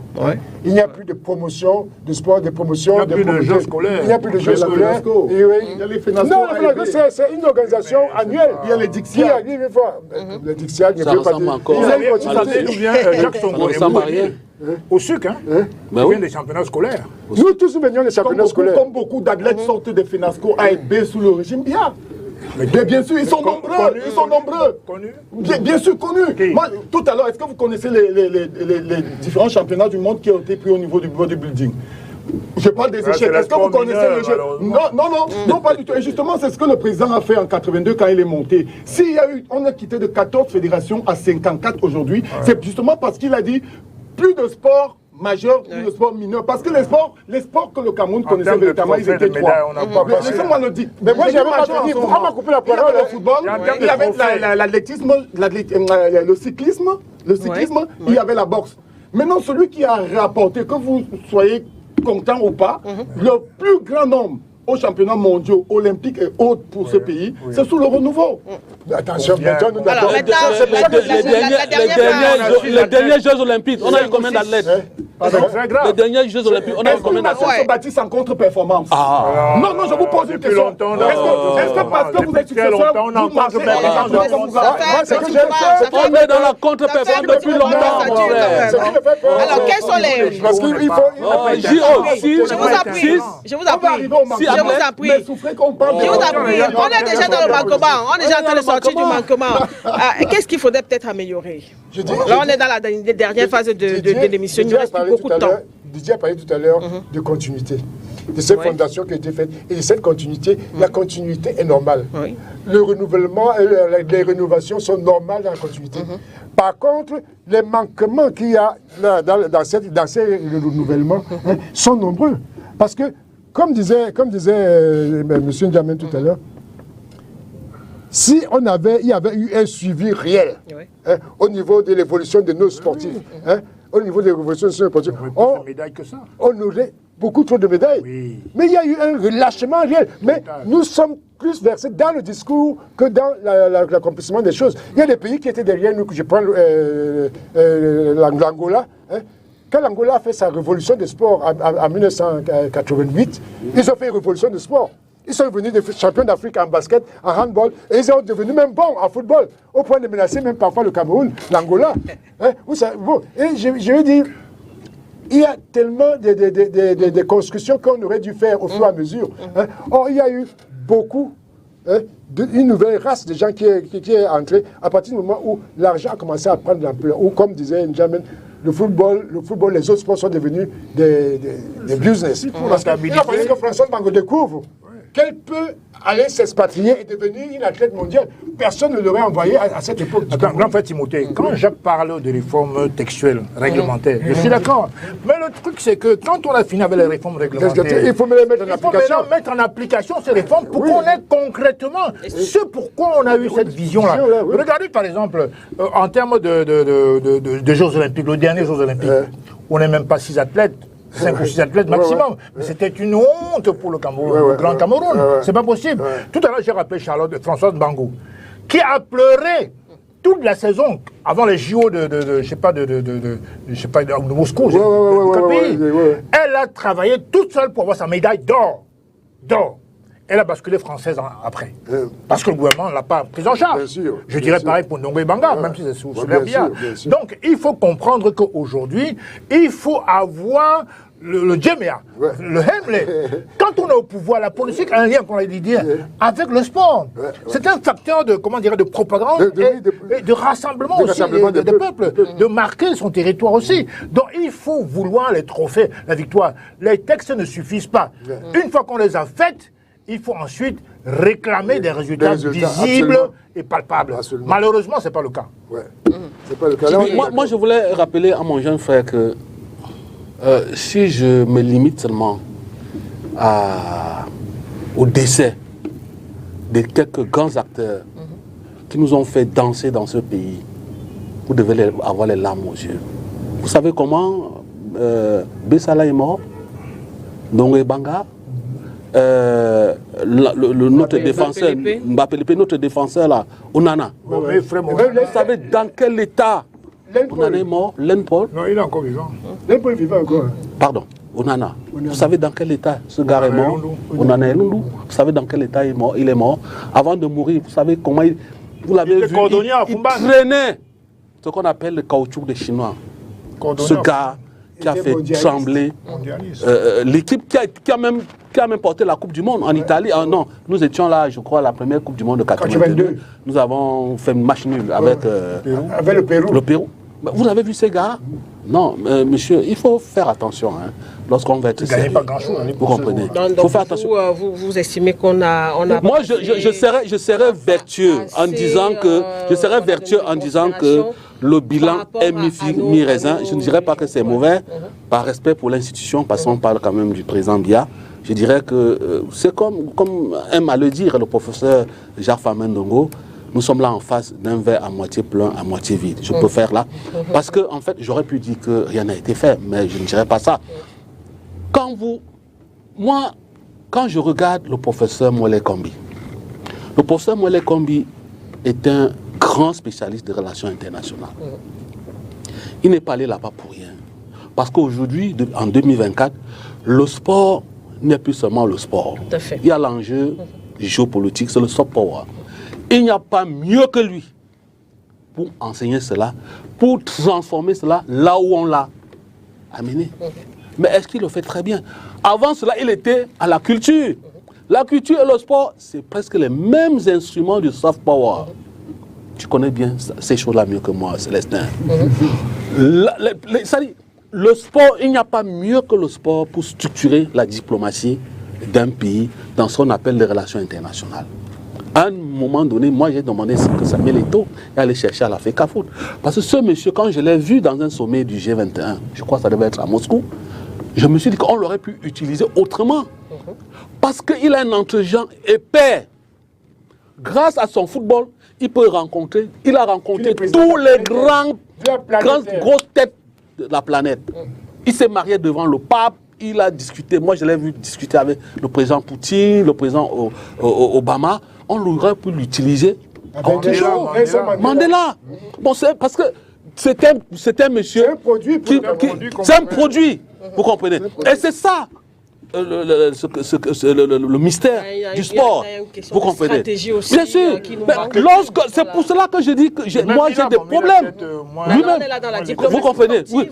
On ne peut pas organiser les championnats africains d'athlétisme au Cameroun pendant que François Bango est carrément ignoré. On le fait à Japoma, dans le village de Roger Mila. Roger Mila n'est pas là. Et vous me parlez de quoi? Mais non. Nous sommes sortis de 82 quand le président Aïdjo est parti. Nous sommes rentrés malheureusement dans la débrouillardise. Mon cher, tout ce que tu cites là, c'est la débrouillardise. Je suis désolé. On a que Et je répète, réformes comme trophée. Mais je non. répète, si Est-ce on que avait... dans les municipalités, si il n'y a derrière- pas de stade Ben oui. municipaux, il n'y a pas de stade olympique. Si les choses étaient vues vues dans un sens, parce que moi je le dis, le monsieur qui est ministre des Sports, c'est pas n'importe qui. C'est quand même un professeur agrégé de droit public, c'est quand même un ancien directeur de l'Institut des relations internationales du Cameroun. Il comprend mieux ces choses-là mieux que nous. Il sait très bien que le sport, il n'y a pas meilleur support. Parce que les relations internationales aujourd'hui, le seul paradigme qui compte, c'est les intérêts. Lorsque vous êtes brillant, comme Samuel Eto'o, comme Roger Mila, on peut vous utiliser pour autre chose. Vous comprenez? Mais si on ne le fait pas, vous croyez que la faute c'est à qui? À ces acteurs-là? Oui. Vous croyez que la faute c'est à ces acteurs-là? Non, la faute c'est au pays qui ne parvient pas à capitaliser, à exploiter ces valeurs. Voilà, et là, c'est malheureusement, c'est un manquement du renouveau sportif. Vous voulez ajouter quelque chose rapidement avant qu'on ne passe aux améliorations pour terminer? Pour dire tout simplement que... On a fait une émission. Non, je ne vais rien développer, je vais juste dire quelques aspects par rapport à ce que Didier a dit. Je voudrais juste rappeler à Didier que s'il savait quel est le financement, je parle rien que d'abord du financement aux fédérations civiles nationales, sportives civiles nationales, qui sortent du ministère des Sports pour appui, pour que les fédérations puissent rayonner, parce qu'elles se gèrent librement, mais en respectant les textes. Je vais prendre le cas de la Fédération camerounaise de rugby. Je prends des exemples pour aller dans ton idée. Juste l'exemple de la FICA Rugby. C'est pas moins de 300 millions de francs CFA pour la participation aux compétitions internationales. 300 millions de francs CFA. Ce qui ne vient pas se dire partout dans les rues et autres. Je ne cite qu'une fédération parmi tant d'autres. Maintenant, on est allé à un certain niveau où on ne peut pas tout mettre dans le sport camerounais. Il faut le reconnaître. Quand vous êtes président de fédération, vous avez 6 compétitions internationales. Parmi toutes les fédérations où les Camerounais doivent se sentir valorisés. On va prendre sur vos compétitions que vous déposez au ministère 2 ou 3 et vous permettre de vous battre ailleurs pour trouver les financements pour accompagner les autres compétitions. Et rien que ces 2 ou 3 compétitions... On est en fin d'émission. Oui, je vais avoir ma minute. Laissez-le terminer. La dernière fois, tu nous as fait ça, on n'a pas eu de terminer. Laissez-le terminer. Donc, rien que sur ce financement, vous avez 300 millions de francs CFA. Presque tout, il n'y a pas que les fédérations, il y a même les associations sportives qui demandent l'aide de l'État pour pouvoir recevoir des Coupes d'Afrique. L'association de Croftball, je pense bien, qui a organisé la Coupe d'Afrique ici à Yaoundé tout récemment et qui a demandé l'appui de l'État. C'est-à-dire que l'État également affilie le ministère des Sports, je le dis en tant qu'ancien président de fédération, l'État appuie chaque année, l'État demande aux fédérations civiles nationales, renvoyez-moi vos exigences pour payer vos adhésions et financements à l'international. On ne veut plus ça. Est-ce que l'État débloque l'argent quand on Pourquoi moi il a parlé de diplomatie? Pourquoi moi les engagements de l'État, que le nom du Cameroun ne soit pas ridicule à l'international. L'État ne respecte pas ses engagements. Et on laisse Laissez-le terminer quand même. Il y a très peu de temps. Vous êtes là, vous l'êtes. Ça devient vraiment désagréable. Ok, d'accord, qui continue. Ça devient désagréable en fin d'émission. Et quand il y a cela, quand vous avez ce type d'appui, il revient aux fédérations qui ont la gestion collaboratrice, même sous tutelle, puisque le ministère des Sports joue son rôle de tutelle dans ce sens-là. Donc, de valoriser la bonne gouvernance à l'intérieur des fédérations civiles nationales. Regardez le combat qui a laissé l'État de côté. Regardez comment ces associations, en tant que fédération, seulement, je prends cet exemple, luttent chaque jour pour le renouvellement des instances. C'est invivable. Ce n'est même plus le sport. Ça veut dire que les tests ne sont pas bons. Et ça va peut-être redémarrer très bien. Pour terminer, les améliorations qu'il faudrait peut-être faire. Il faut mettre l'accent sur l'organisation, encore une fois. Je veux dire qu'on ne peut pas tomber comme ça d'une vie austère à une vie prospère, sans effort, sans organisation. Et il faut mettre en place, générer par exemple les droits de retransmission télé, et même sur les réseaux sociaux. Ça génère beaucoup d'argent. Il faut une culture du sport. Le rugby, en France, il y a des zones du rugby qu'on développe. Quand il y a un match rugby, le stade est bondé, il y a des sponsors partout, et c'est retransmis à la télévision. Ça génère beaucoup d'argent pour les clubs. Aujourd'hui, les clubs, le président demande à Samuel Eto'o de l'argent, parce qu'ils n'en ont pas. Mais que faut-il faire pour en avoir? Il faut des actionnaires, il faut des sponsors. Mais comment faut-il faire? Il faut s'organiser. C'est pas seulement les réformes des textes, c'est très bien. Quand il y a un cadre réglementaire, c'est très bien. Mais après, il faut aller au-delà. Une fois qu'il y a le cadre, il faut chauffer les présidents de clubs. à prendre en main leurs propres responsabilités.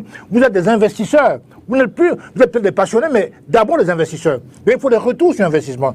La CRTV, est-ce qu'elle retransmet? Il faut mettre à contribution STV, Equinox, Canal 2 pour retransmettre, pour donner le goût, l'envie de regarder les matchs de rugby, de handball, de basket. Ça génère un peu d'argent pour les clubs. L'argent viendra d'où, en vérité? Parce que je ne viens vers vous que si vous attirez du monde. Il faut un élément attractif.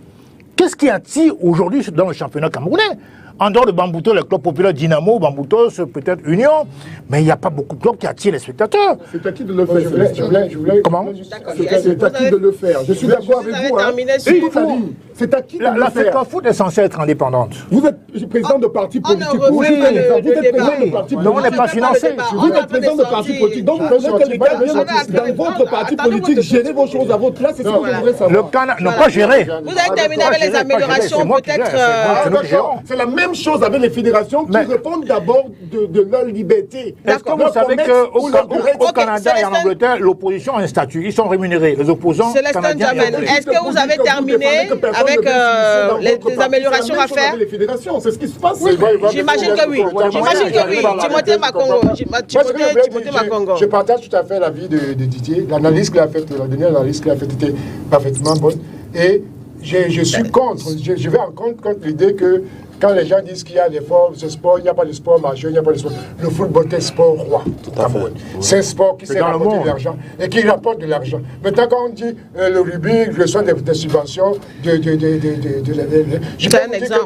vous dire que depuis bientôt 20 ans, le football, proprement dit, en dehors des stades qui ont été construits récemment, ne reçoit pas de subventions de l'État du Cameroun. Le club a reçu quelque chose, mais je vous dis que l'État reçoit. Je vous dis, on a construit en fonction de ce qui a été cumulé. Nous avons eu 5 Coupes du Monde et chaque Coupe du Monde nous a apporté 4 milliards de francs. Nous avons eu 5 Coupes du Monde et chaque Coupe du Monde nous a rapporté 4 milliards de francs. Il y a des facilitations que l'État met sur pied pour que les entreprises privées injectent. Il y a des lois. On a fait. Résultat. Il n'y a pas assez d'entreprises qui suivent. Voilà. Vous allez mettre votre image sur quelque chose qui ne marche pas. Cette loi existe. Mais la loi, le problème. Qui doit faire marcher, Didier? On viendra dans votre propre. Non, ce n'est pas comme ça. C'est pas comme ça. C'est la liberté d'association de 90. Il faut pas. Il y a une variable. Il y a une variable qui ne faut pas. Il y a une limite à quel niveau? La variable politique. Mais elle est politique également dans votre. Je vous en prie, Célestin. 20 000 francs au snack, vous allez mettre 1 500 francs pour un ticket pour entrer au stade. Voilà. Je vous en prie. C'est pas attractif. Il y a limite à quel niveau? Il faut qu'on l'attire quand même. Bon, la loi dans les finances qu'aujourd'hui c'est l'État avait accepté le principe que les clubs de football qui sont devenus des sociétés puissent aller négocier au niveau des trucs. Maintenant, il y a au Cameroun ce qu'on appelle, quand une loi est mise en place, il faut qu'elle soit implémentée par l'Assemblée nationale. Et il faut qu'il y ait un test d'application. Il n'y a jamais eu de test d'application sur cette possibilité de club de football associé. Moi, nous, on l'a cherché pour Dynamo, pour Léopard, pour Canon à Yaoundé. Personne n'arrive à faire. Et c'est un frein. Ils ont été obligés de faire dans des sociétés à responsabilité limitée. Donc, je veux dire que quand il dit qu'il y a une loi qui favorise ça, il faut que l'État, il faut que l'Assemblée nationale. Non, ça c'est une amélioration il faut que l'Assemblée nationale du Cameroun vote cette loi et l'Assemblée nationale du Cameroun n'a jamais voté cette loi. L'Assemblée nationale du Cameroun n'a jamais voté cette loi. Nous sommes un État de droit. Pour qu'une loi soit acceptée, il faut qu'elle passe par l'Assemblée nationale. Alors Didier, sur les améliorations. C'est que le Sénat vote en deuxième lecture. Moi je pense que... D'accord, je vous en prie, vous n'avez pas la parole, Jean Gamsu. Didier.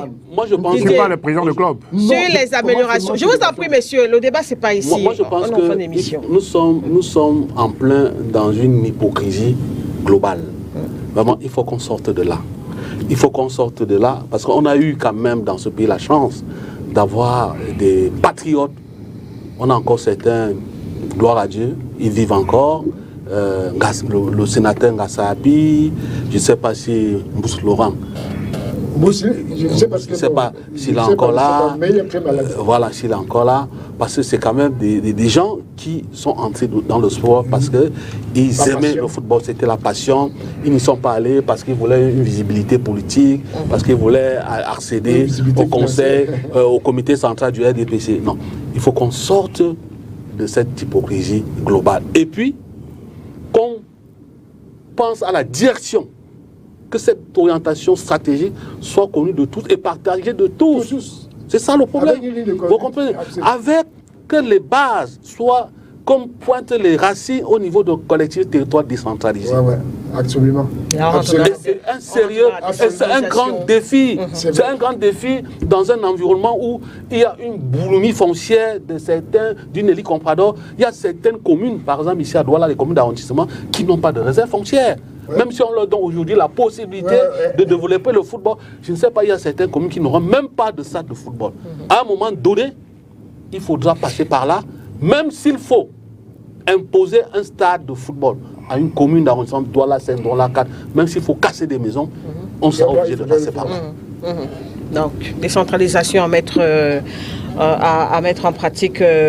Application du code des collectivités territoriales décentralisées. Parce que c'est tout ça, c'est dans le code. C'est pas appliqué. Je parlais de la réforme ne suffit pas. Et il faut avoir la volonté d'évaluer les gens après. On s'en fout de l'évaluation. Or, c'est au cœur du truc. Pourquoi on veut des grands athlètes? Est-ce qu'on a vérifié que dans chaque commune, il y a un stade municipal olympique avec piste d'athlétisme, les gymnases de handball et de football, pour permettre aux jeunes, dès l'âge de 5 ans, 6 ans, de commencer à s'imprégner de ça, et demain pour devenir les grands champions. En matière de football aujourd'hui, on va jouer 2 ans à Douala ou à Yaoundé, on va déjà aller en Roumanie, ou bien en Turquie, évoluer, parce qu'on veut uniquement de l'argent. Alors que c'est les jeunes qui ont... Terminé, Jacques, est-ce qu'il y a peut-être des améliorations après les manquements? Qu'est-ce qu'il faudrait faire? Bien sûr, je veux dire, il y a un aspect où on va frapper l'État. L'État, c'est nous. C'est quelque chose qu'il ne faut pas oublier. L'État, c'est nous. Quand vous sortez de l'autre côté, quand il y a un feu rouge, vous le violez. Vous n'allez pas dire après accident que l'État a fait de mauvaises routes. On ne décide pas non plus. Votre propre responsabilité. C'est la même chose en sport pour parler des améliorations à faire. Il faut commencer par les acteurs.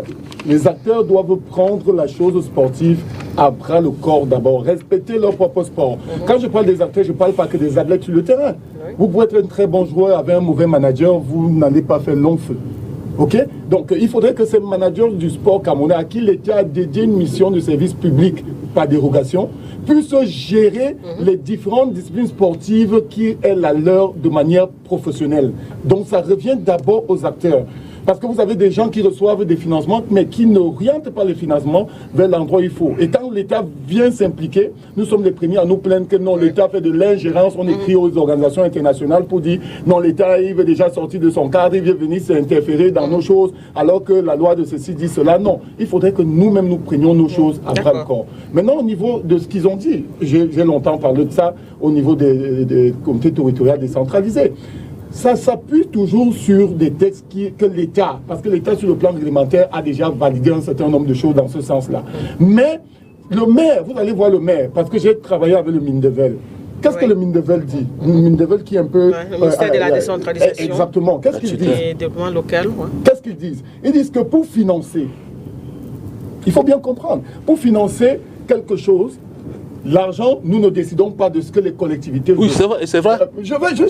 Non, c'est vrai. Ils disent, nous ne décidons pas de ce que les collectivités Vous allez chercher le financement au Mindevel. Vous décidez quoi? C'est impossible. Ils disaient, vous décidez quoi? C'est une caisse d'argent. Vous décidez quoi? Vous voulez qu'on fasse quoi? Ils décident de faire des bonnes fontaines. L'argent de ces collectivités-là est remis pour le budget qui a été alloué sur le plan national à chaque collectivité. Et ils vont orienter leur budget sur les bonnes fontaines. Si le maire est pour pas, dont je sais un des projets qu'il était en train de mener, il n'a pas terminé, que chaque zone, si ici c'est un petit terrain libre, où les jeunes se réunissent souvent pour faire le volleyball ou le handball qui est disponible, que chaque acteur social puisse écrire à la mairie en passant par les chefs de quartier ou directement pour dire ici il y a un terrain où la mairie peut aider en faisant telle discipline. Si c'est le foot soccer, il faut le faire ici. Si c'est le handball, mais les conseils municipaux sont là pour ça. Il y a un conseil municipal. Il y a des délibérations. Il y a des délibérations, il y a des démarches. Je suis en train de donner des propositions. Oui, terminé. Il y a un problème de bonne gouvernance. De bonne gouvernance, d'abord des acteurs de ce football, de ces disciplines sportives. La bonne gouvernance à leur niveau. Deuxième chose, les financements.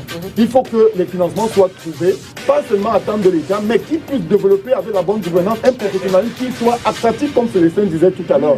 C'est quelque chose de très important. Il faut des projets. Il faut se projeter, parce que le véritable projet ne vient pas de l'État d'abord, ça vient des acteurs en bas. D'accord, un dernier mot. Il faut que la DTN reprenne son rôle. La qualité du jeu dans nos stades tous les dimanches laisse à désirer. D'accord, merci. Ça n'incite pas les gens à venir regarder les acteurs. C'est un problème. Merci. Timothée Makongo, merci. À Denis Diamène qui est à la réalisation de nos feuilles derrière les caméras. Amis sportifs, on se retrouve la semaine prochaine. Merci d'être resté sur Spectrum Télévision pour regarder la nuit du sport. Au revoir. Merci.